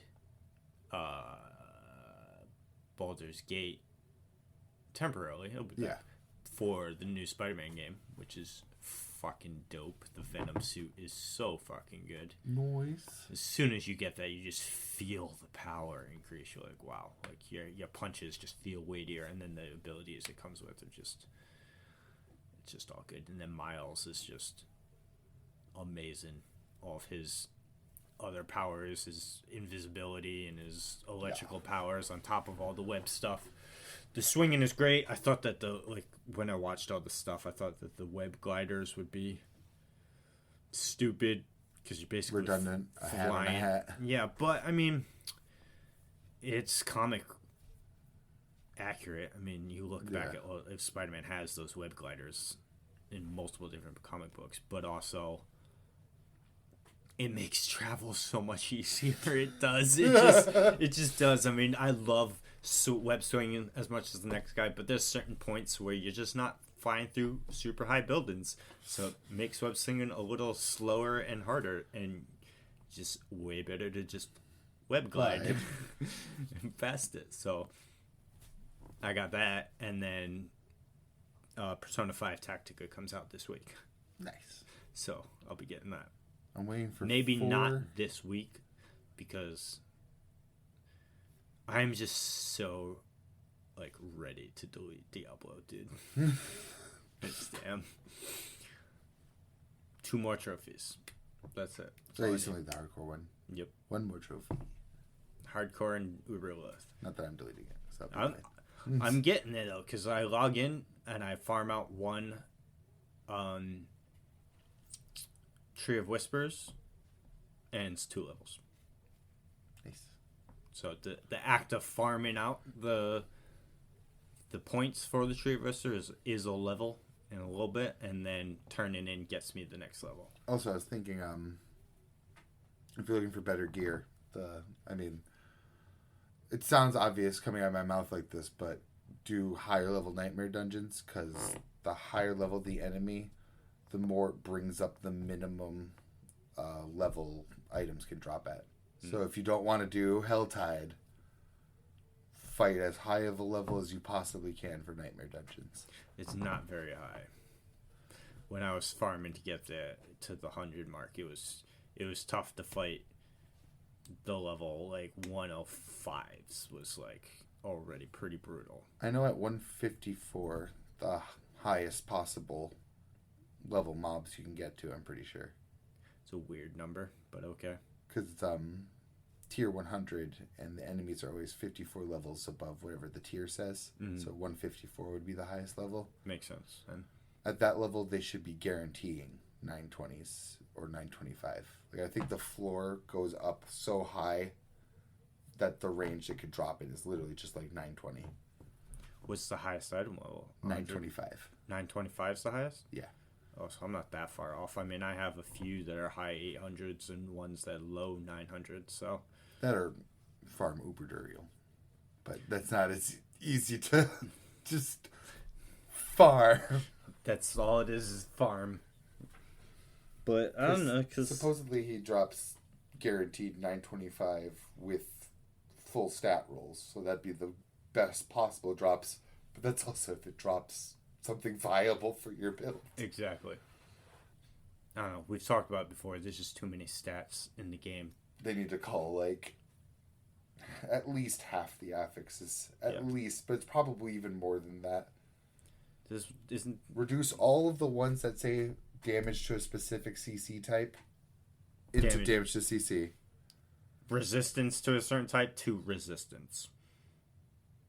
Well, that's only like 5, so maybe not that much. Yeah, like 4 even, because there's no physical resistance. It's just armor, so it'd just be the... Oh, no, it is 5, isn't it? Fire, ice, lightning, shadow, poison. Yeah, 5. Plus, I mean, 4 of mine are capped, and my shadow's at 66. There you go. But mostly just, like, shit like that. Like, damage to poison enemies, damage with poison, damage reduction from enemies that are poisoned. Those are all stats that can roll on my shit. Critical strike damage with lightning skills. Yeah. Ugh. Or fire. Ugh. Or ice. All of those, God. Just crit damage, please. Yeah. Just crit damage. And then there's crit chance, and then there's fucking... Which is also fine. Thank God crit chance isn't broken down like crit damages, where it'd be like crit chance to things that are poisoned. Then there's other stupid shit you can get too, like healing over time. Healing from your potion. Healing from your potions. Garbo. Movement speed after killing an elite. Ugh. Ugh. Ugh. Puh. I spit at you. Shrine duration. Puh. I spit at you. Yeah. That might be my least favorite stat on anything possible. Because at least every other stat, I'm like, that could be useful in some way. Shrine duration can't. Fuck out of here. But, like I said to our friend today, if the 3 of us right now went up against Uberlith, I think we could beat her.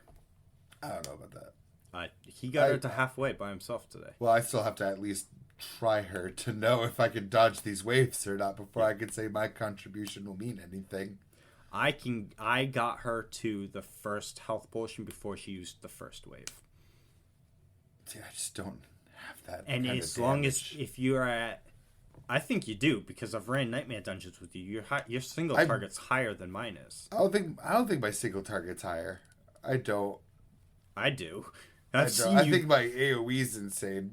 My single target's not. Because my AoE my single target's ass. My AoE is insane, but because if I come across one enemy, it takes me I feel like it's forever. But I was like, if there's 4 of you, you die faster than because there's more stuff to bounce off of. Yeah, like more things for chain lightnings to hit. More. So. I worry because one of my best fucking legendary nodes is like a massive damage boost if there's 3 poisoned enemies near me. Oh, yeah. And I'm all melee. That's my other worry because she spawns most of the waves. Like one row of the waves is right in front of her. I have to know when to dodge these fucking things. But also at the same time, you are tankier than me. I am. Too. I'm wondering if I could survive them, but I've literally never seen. Oh, you have? You can survive a wave? If you could survive a wave, but I had full health and a shield. And shield? Yeah. Because my health bar's fucking huge, and I'm almost always capped on Fortify. Because my ultimate gives me. What does Fortify do? Please explain to me. For real. So, because I've been fortified and I still take damage from my health, so I don't understand what it is. For the amount of the health that you have fortified, there's a damage reduction. I see. Okay.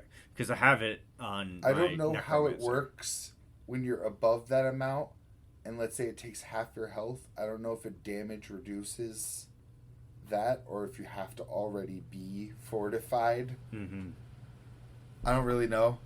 My ultimate gives me constant fortify. Getting hit has a chance to fortify me. And my ult's only on a 17-second cooldown right now. There you go. Once it wears off. So if you have Fortify up and you're at full health, you're going to survive the wave. I think so. I'm pretty confident. I think it's a 25% damage reduction at base, and stats can affect it too. On top of my other damage reduction stuff. And the good thing... So it really, all we got to do is learn the pattern then. So we die a few times to it, keep spawning in, learn the pattern. And then there is some one-tap stuff in the second phase, too, because that health bar is just the first phase. That whole health bar. Yeah. She dies and comes back. I didn't know that part. To a second phase, yes. Because I've seen so many videos of them beating her in 2 seconds, so I just saw the first health bar go away. I didn't know she comes back and they do it again. Sure do.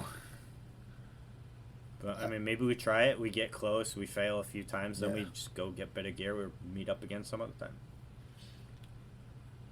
I don't have much room for better gear, Neither do I. to be honest. I mean, I've one I need piece. drops of the same gear but better. I mean, I'm getting pretty close. Like head, chest, arms, legs, feet. I have 2 weapons because I'm one-handed. 3 accessory slots. I'd say at least 8 of my pieces are over 900. I know my necklace definitely nice. isn't, and one of my rings definitely isn't. But even my legendary piece that I just replaced, my chest, is 908. I might wait because you get the plus in the parentheses from upgrading. Yeah. So with that, it'll put me above the 900 Oh, range. this is but before pluses. Oh, this is no. not including the plus from upgrading. That's I got next like to the number. one piece that's a 900 and above. The only thing I can really do a lot better on is my necklace, which is 785, because the substats are just so fucking good. I haven't had the heart to replace it with anything.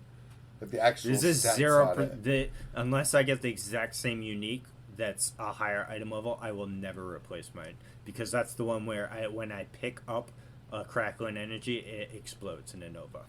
See, I feel like uniques are at least easier to replace because they have guaranteed stats. You just need a higher eye level of the unique.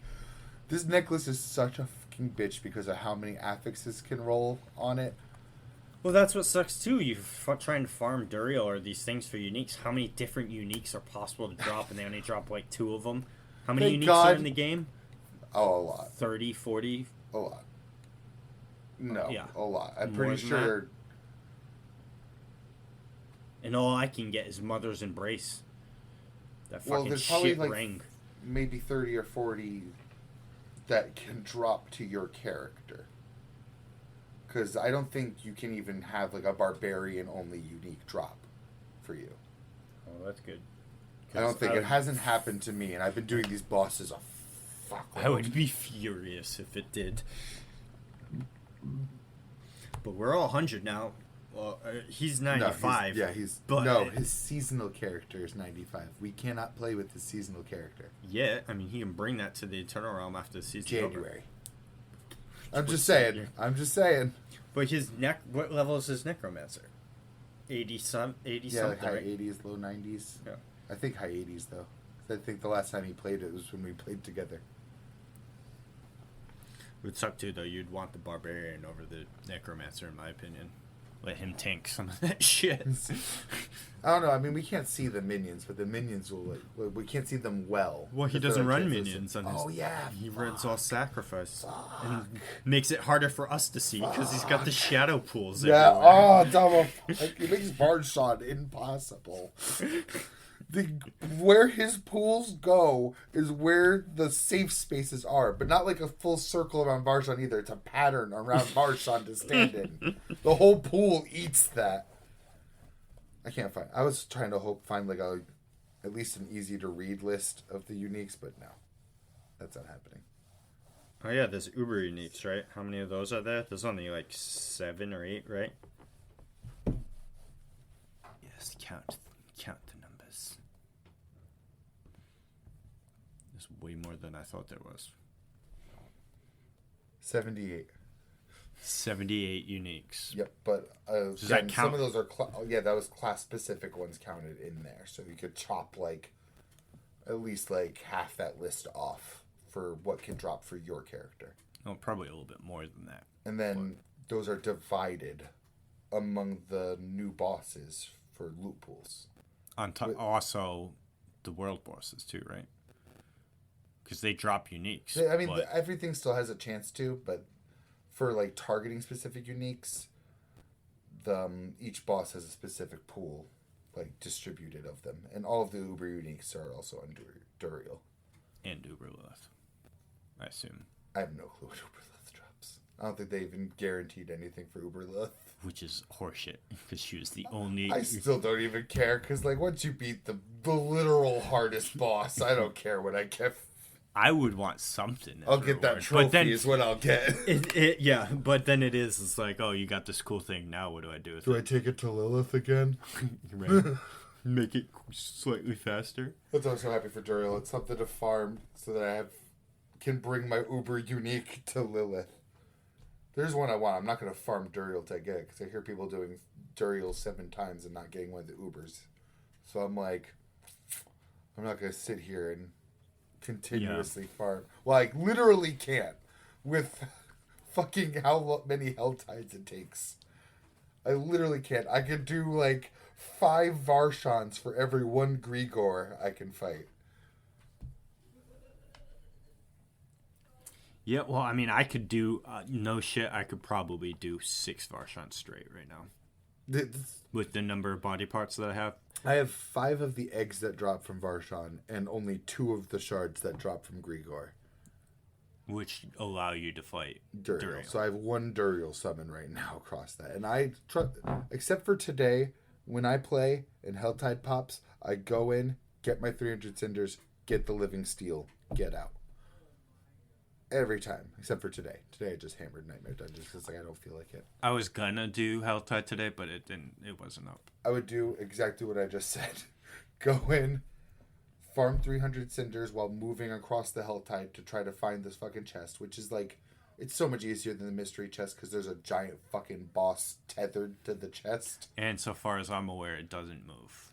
No, I don't think so. And I think it's in the same spot. Like if yesterday you did Ked Bardu Helltide and you get the same Helltide the next day, I think that chest will be in the exact same spot day 2. Just fun fact. So what do you get from that? What is this you're saying? You get living steel, which is what you need to summon the lightning boss, which is what you need to get the shards to get to Duriel. I don't think I've fought the lightning boss yet. He's probably the coolest mechanically because the whole room is filled with the lightning pylons and they'll like make like paths that you have to follow, like little like mazes out of lightning tethers. Super cool. And then he'll also like electrify the ground in like telegraphed patterns. Yeah. So he'll literally leave, it'll lightning make a maze, and then the tiles will start coming up. It's just a cool fight. And it's not that hard. I need to try Varshan again to see now, because I haven't done them. I think swear not he's since not I'm that 90. bad. Well, now that I'm 100, because I was fighting him in the low 80s. And also pop a shadow resist potion. That's shadow damage he's doing. Well, first off, I need to make more potions, because I was popping potions while I was doing all my Nightmare Dungeons. Yeah. And you only get 2 Nightmare Dungeons per potion, so... Thankfully, I didn't pop any of my elemental ones while I do it. Oh, I popped whatever, because I'm a lot less picky than you are with Nightmare Dungeons.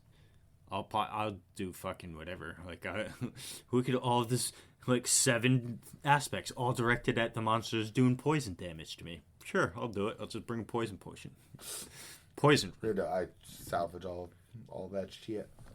And I use my potions on the new bosses. Every once in a while, like, if I'm about to refresh my elixir and I'm like, oh, man, I really don't want to use my other ones, I'll check if there's an affix for, like, monster cold damage, and I'll pop a cold. Well, that's my problem, is that I was doing that in every Nightmare Dungeon for a while. And then I started with, when I got into like the 87 and higher levels, I went and I made a bunch of potent armor, which gave me 400 towards my armor rating. And then the poison ones for when poison damage came around. And I just used those. Most of the time, used the armor, just higher defense. You know what I mean? Just live longer. Yeah. So that's what I'm tempted to bring against fucking... It's what I probably should bring against Uber Lilith. Is like the best armor one, which I believe gives you... Probably the best. I think I'm going to pick my best damage potion, which I've been holding on to for fucking ever. I have like a 30% critical damage potion. There's I don't know if you can make them, because I've gotten... I've gotten potions that I cannot make. That cooldown... resource cost. No, well, one I got that I've gotten it a few times, but plus 900 armor rating. So I just popped one of those today. I'm like, that's so much. Yeah. That's like 4 armor pieces worth of armor rating. Fucking nasty. I'll take that all day. I'll take that straight to Uber Lilith and tank those fucking waves. That's why I have one of these huge crit damage ones that I've been looking at it for like months. Like, you're all about the crits anyway, so your damage... I'm almost at 500% crit damage. I checked my stats today. I think I'm in the 480% crit damage for just the flat crit damage. That's not like crit damage with werewolf skills added, right? That's just crit damage bonus. I need to go through and fix all my FXs on some of them because I I have some fixing to do. I lost a lot of crit chance actually over the course of since the last patch. I went from 38% to 27% crit chance right now. I'm in. My problem is the mats. I was low in those. I have 100 million plus gold. Damn. I'm probably at like 140. Oh, yeah, because you don't do much re-rolling, do you?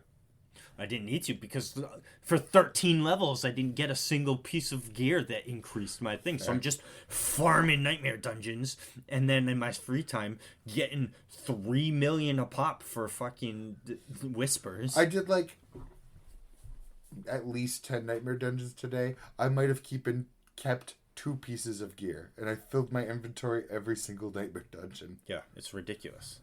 It's awful. Terrible. Absolutely terrible. I got a new hat. I really thought that getting rid of sacred drops would help with that. It didn't help at all. No. I still get bullshit.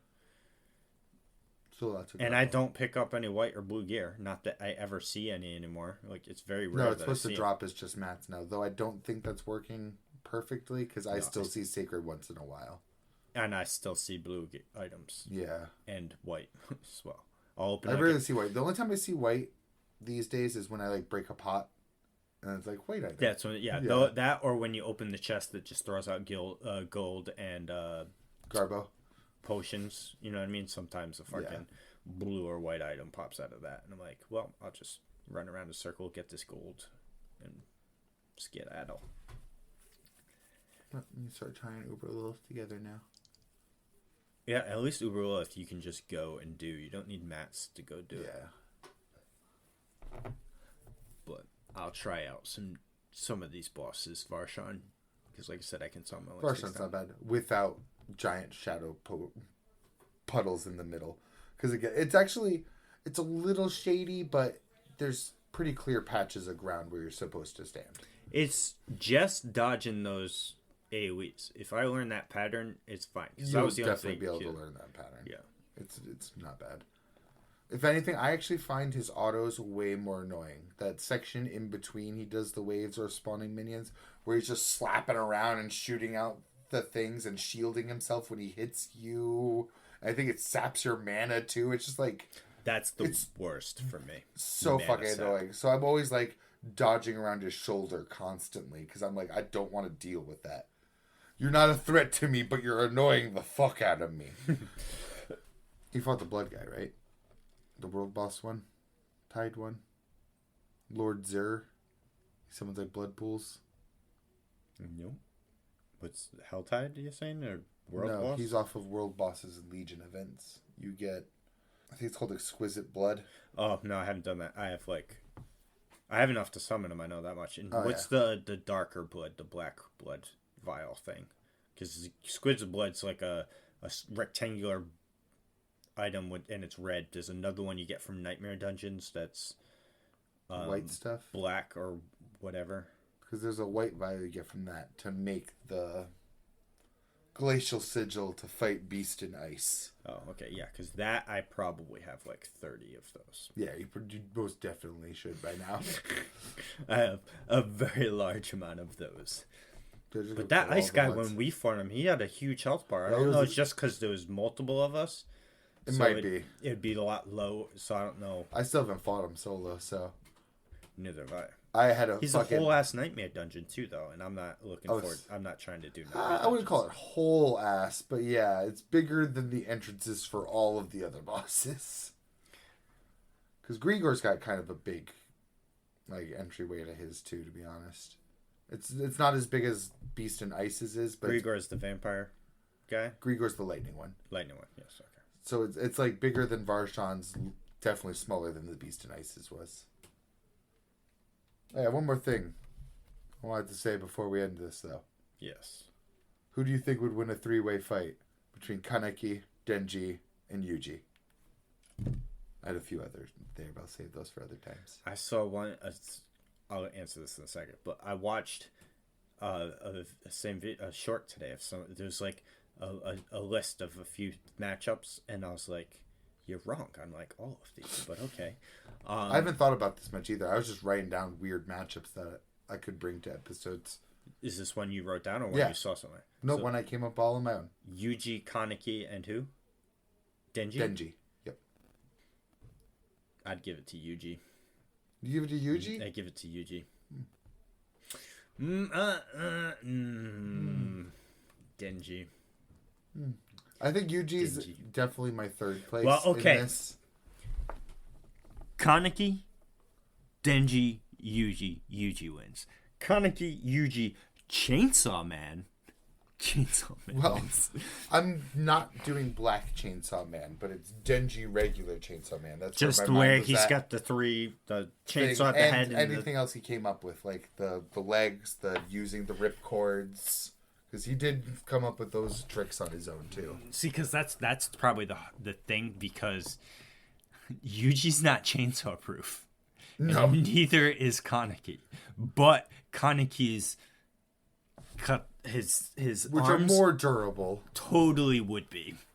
I thought Yuji, just because I tried like matching like a power level without even didn't even like think beyond trying to like get a general level of power. Because, so, like I said, the manga does Tokyo Ghoul dirty. So, Kaneki, after the torture stuff, because how he gets his power to even get strong enough. Well, he was always strong enough, because that's what a big plot point was. He was always powerful enough to beat Jason. He was just afraid of Jason and afraid of conflict. So he just never fought him and got himself into trouble, and people died because of it. He lost the vibe check. But he cannibalizes ghouls. That's what because he still doesn't eat humans, so he turns to cannibalism. So he eats ghouls, but has severe effects on ghouls. I forget. I don't know how to look it up, but he has a form that he's more like centipede-esque. I haven't. I saw him go berserk in the anime. Centipede form. That thing, right. Yeah. He would. This thing is so hard. There's 0% chance that Denji's chainsaws are cutting this. It's just not happening. So they beat Yuji, and then they have to go Black Saw Man versus Centipede form. Yeah. So I would think if it's just like their normal states, like just normal Kaneki versus normal Yuji versus normal Chainsaw Denji, Man. Yeah. I think Yuji wins that. But then if you want to bring in these forms, like he has this centipede, where because he's like his mind is not right in this, and then neither is Denji in his thing. And then Yuji doesn't have one. I'm not going to count. To be fair, I think Denji being not in his right mind is a buff for Denji. I think it was way more efficient that way. Yeah. So I think that if it's that way, where it's like the Chainsaw Man sitting in the burger house with Kobeni, that dude's taking the fight. I think that guy's taking it. I don't know for the base. I kind of want to give it to Kaneki. I think Yuji's having actual martial arts training does make a big difference when it comes to trying to fight Chainsaw Man. So this is my thing. I still give it to Yuji because it's difficult though, because if Yuji's fast enough to get in to land a hit on Kaneki, because it could be Gojo over. We've seen what, like I said, he fucking collapsing skyscrapers with his punches and stuff like that. Tokyo Ghoul is not like that. I mean, ghouls are more resilient, obviously. They survive like steel beams. Not really, though, because steel beams fell on Rize in the first episode, and she's one of the strongest ghouls, and she dies from that shit. Let's not bring it to steel beams. That might be a hard counter. It's a hard counter. So I think that I think of just having those 4 thick things to fight with, though. They're long range, too. We've also literally seen Yuji have a fight where the whole narrative of the fight was, I have 4 arms, he has 2. Why am I losing?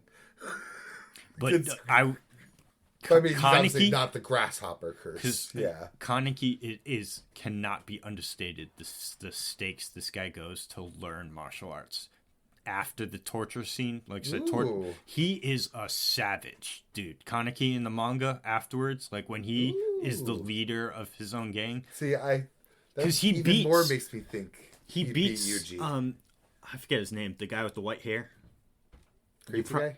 No. Or the tall guy. The tall Paladin man. He beats him 1-on-1. Granted, he kind of lets him do it, but like 1-on-1 in the verse, there's nobody that's gonna beat Kaneki in his verse. Like he's just his martial arts. He's jacked too. Like Kaneki like works out every day to make sure he's strong enough to protect the people he wants. Like he puts in the work. You know what I mean? He ain't just strong because of Rize's abilities on him. You know what I mean? He takes that to next level.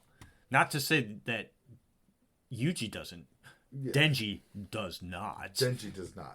Denji's a man with chainsaws on his arms. Exactly, that flails around with them.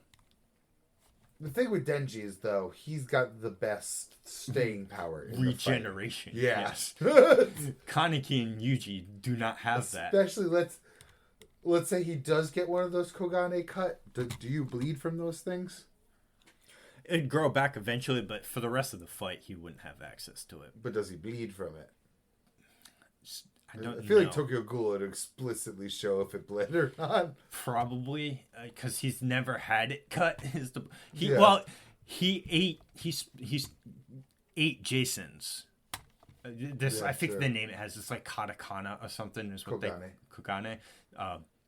Well, katakana is the name of this one that comes. I think of the cannibalized version. I think I could be wrong, but so he eats the Kogane out of Jason, but purposefully leaves a little bit so he stays alive. I was just wondering. So yes, because Denji also does need to drink blood to keep regenerating eventually. Yeah, he'll get a couple pumps out of it. My thing is he can be beaten into submission though, because Kishibe does it to both him and Power. Yeah. So I think Kaneki would be able to do that to him eventually.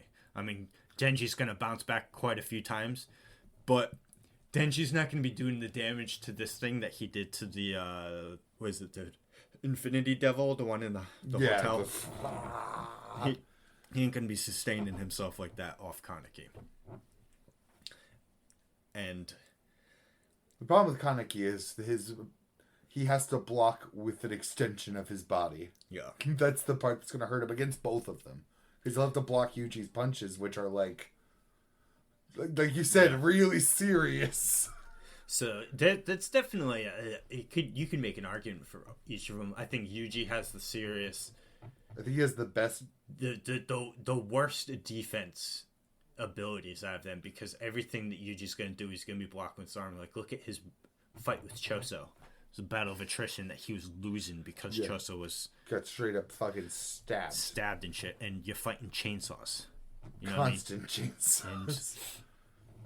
And we know, maybe not, because we just saw Daddy Nanami gets cut across the chest and it not cut him. Yeah.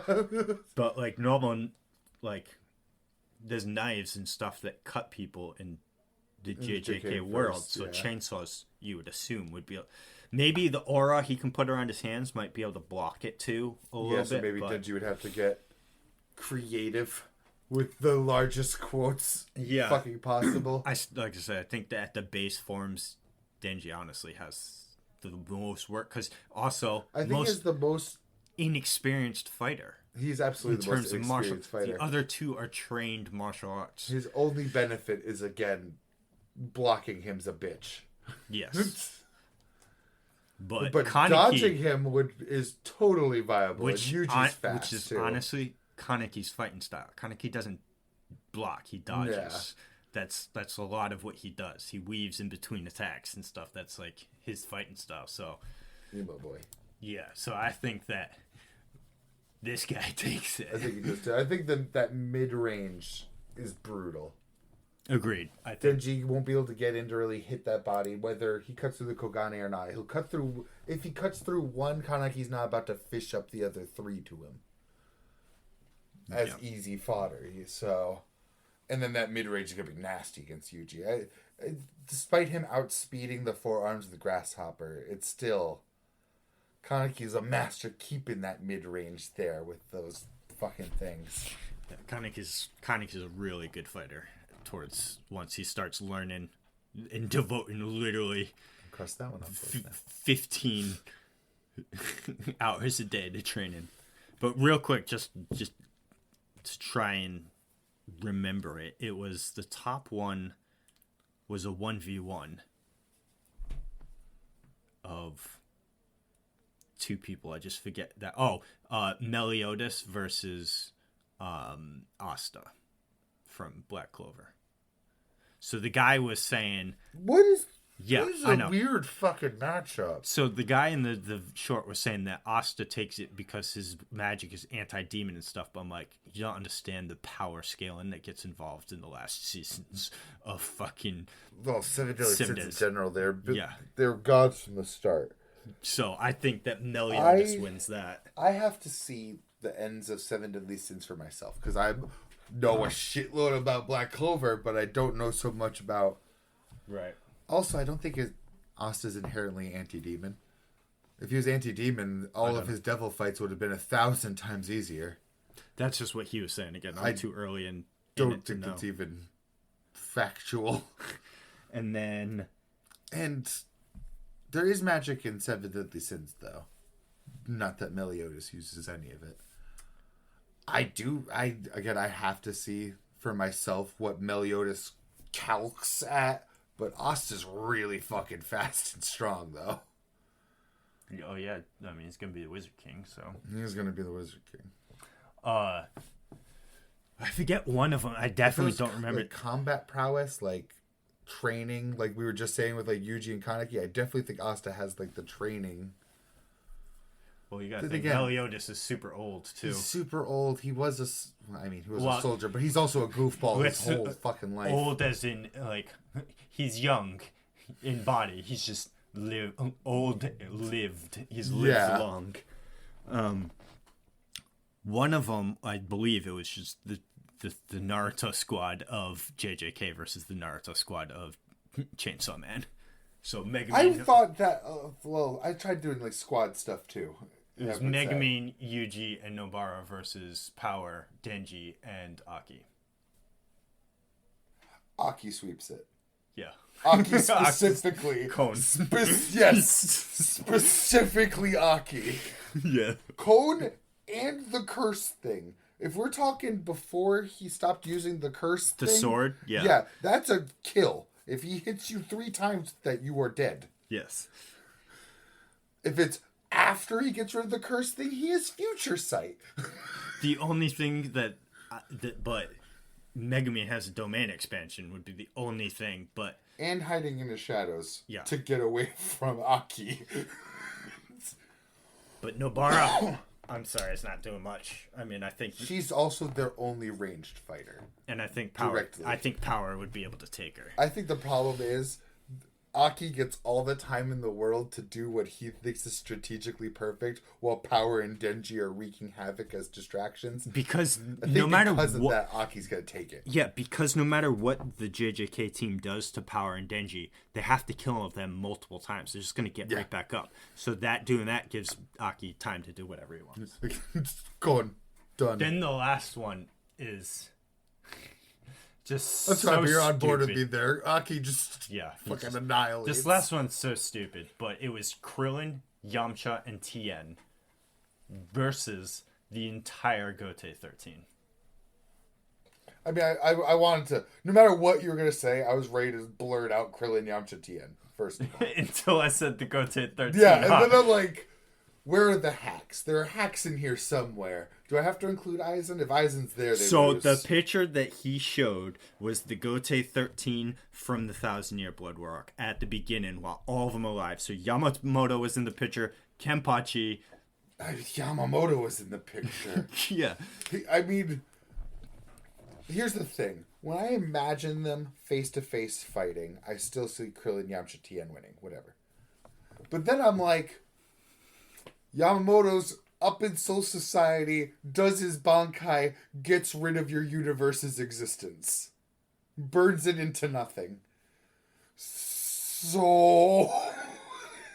And then just, it's like, I don't know, man, because, like, I even the physical power scaling of the three is, like, way higher, but they have no hacks. Like, Destructo Disc is their biggest hacks. I should say solar flare, but it's like... Can you is Goku immune to the sun? I know Goku's not part of the squad. This is just for, like, power scaling reasons. Have we seen if Goku can be thrown into the sun or not? Because Yamamoto's fucking sword was at the fucking temperature of the sun.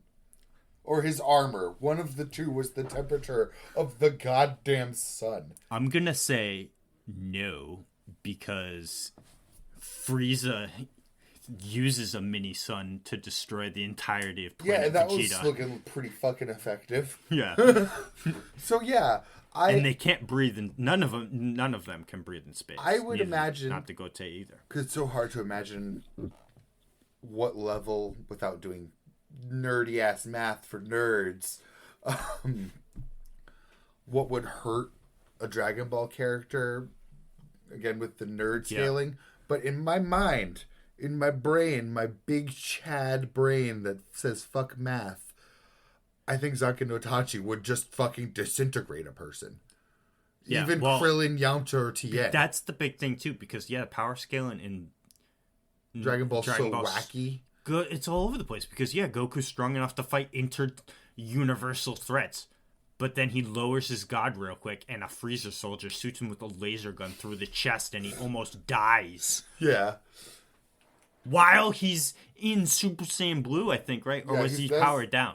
I mean, he was still in a part of his life where he could go Super Saiyan Blue, though. Yes. Let's put it that way. It was in the Frieza movie. The Resurrection of F.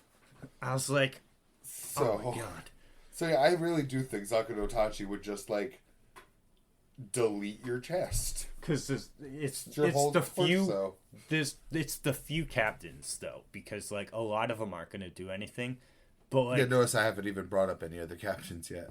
But they don't because the big things too. I also don't know personally anything about Ukitake's full capability or Shunsui. Shunsui's Bankai is outrageous. It would fucking level the playing field between. The problem is he wouldn't want to do it near his allies, and neither would Shinji. But Shinji's Bankai is another. Shinji in the Core Guard squad? He is. That time? Oh my god, I didn't know he. His Bankai is perfect for this scenario because it's a mental thing, and DBZ has no mental protections and stuff like that. It makes you think your allies are enemies and you fight them. So it would make Yamcha, Tien, and Krillin fight each other. DBZ would totally play that for laughs too. Yeah. If they wanted to say it's against like their universe. No, it's not. They would love that shit. Yeah. But then there's like other stupid stuff like Ice from Hitsugai. I don't think is gonna do much. No, I don't think Byakuya is gonna do much. I love Soifan, but she ain't gonna do much. Byakuya too. Yeah, we're not gonna make the. I don't think. We're not gonna say any instant death of Soifan. Not that she wouldn't hit them. So no. She's always been shown to be slower than almost every person she's fought, even though she's supposed to be. She's supposed to be the quote unquote fastest captain. But she's got fucking nothing unless Komamura's got something in his bag. I don't know.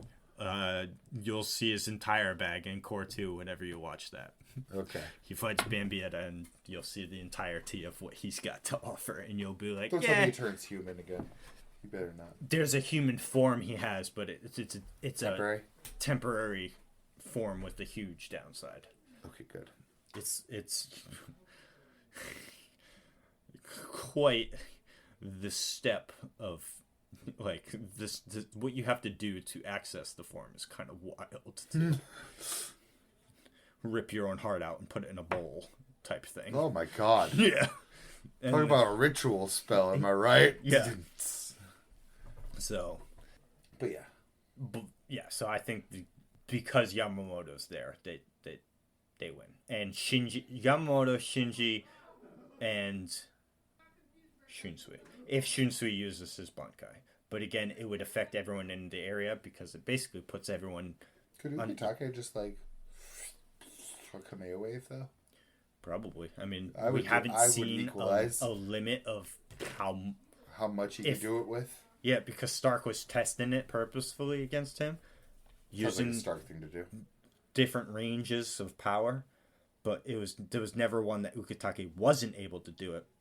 But because when he absorbs it, he can shoot it back at you at varying different ranges of power and speed. Oh, so he could choose it too? Yeah, because he's the little cards in between that would affect the output outward and the speed outward, so he can increase the speed that it came in at back towards you, or buff its power a little bit. And we don't ever see his Bankai. Sad. I actually think he's the only captain we never see their Bankai.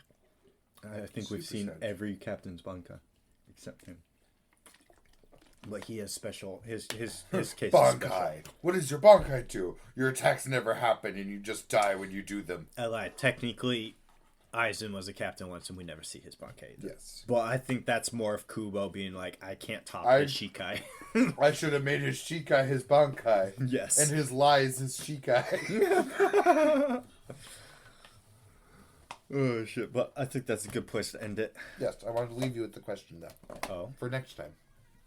Question for next time. Think of a Shonen Jump character you'd want in each role of Jump Assemble. Oh, jeez. I will do my best. Well, each MOBA role to be. So, 5 characters. One for each MOBA role. Jump specifically, and obviously not already in the roster. I'll do my best. I'll try to remind you. During the week. But yes. It's been the Dukes of Weepdom. Dukes of Weepdom! 39. Oh, and if you have an answer for Kaneki versus Denji versus Yuji, leave it in the comments.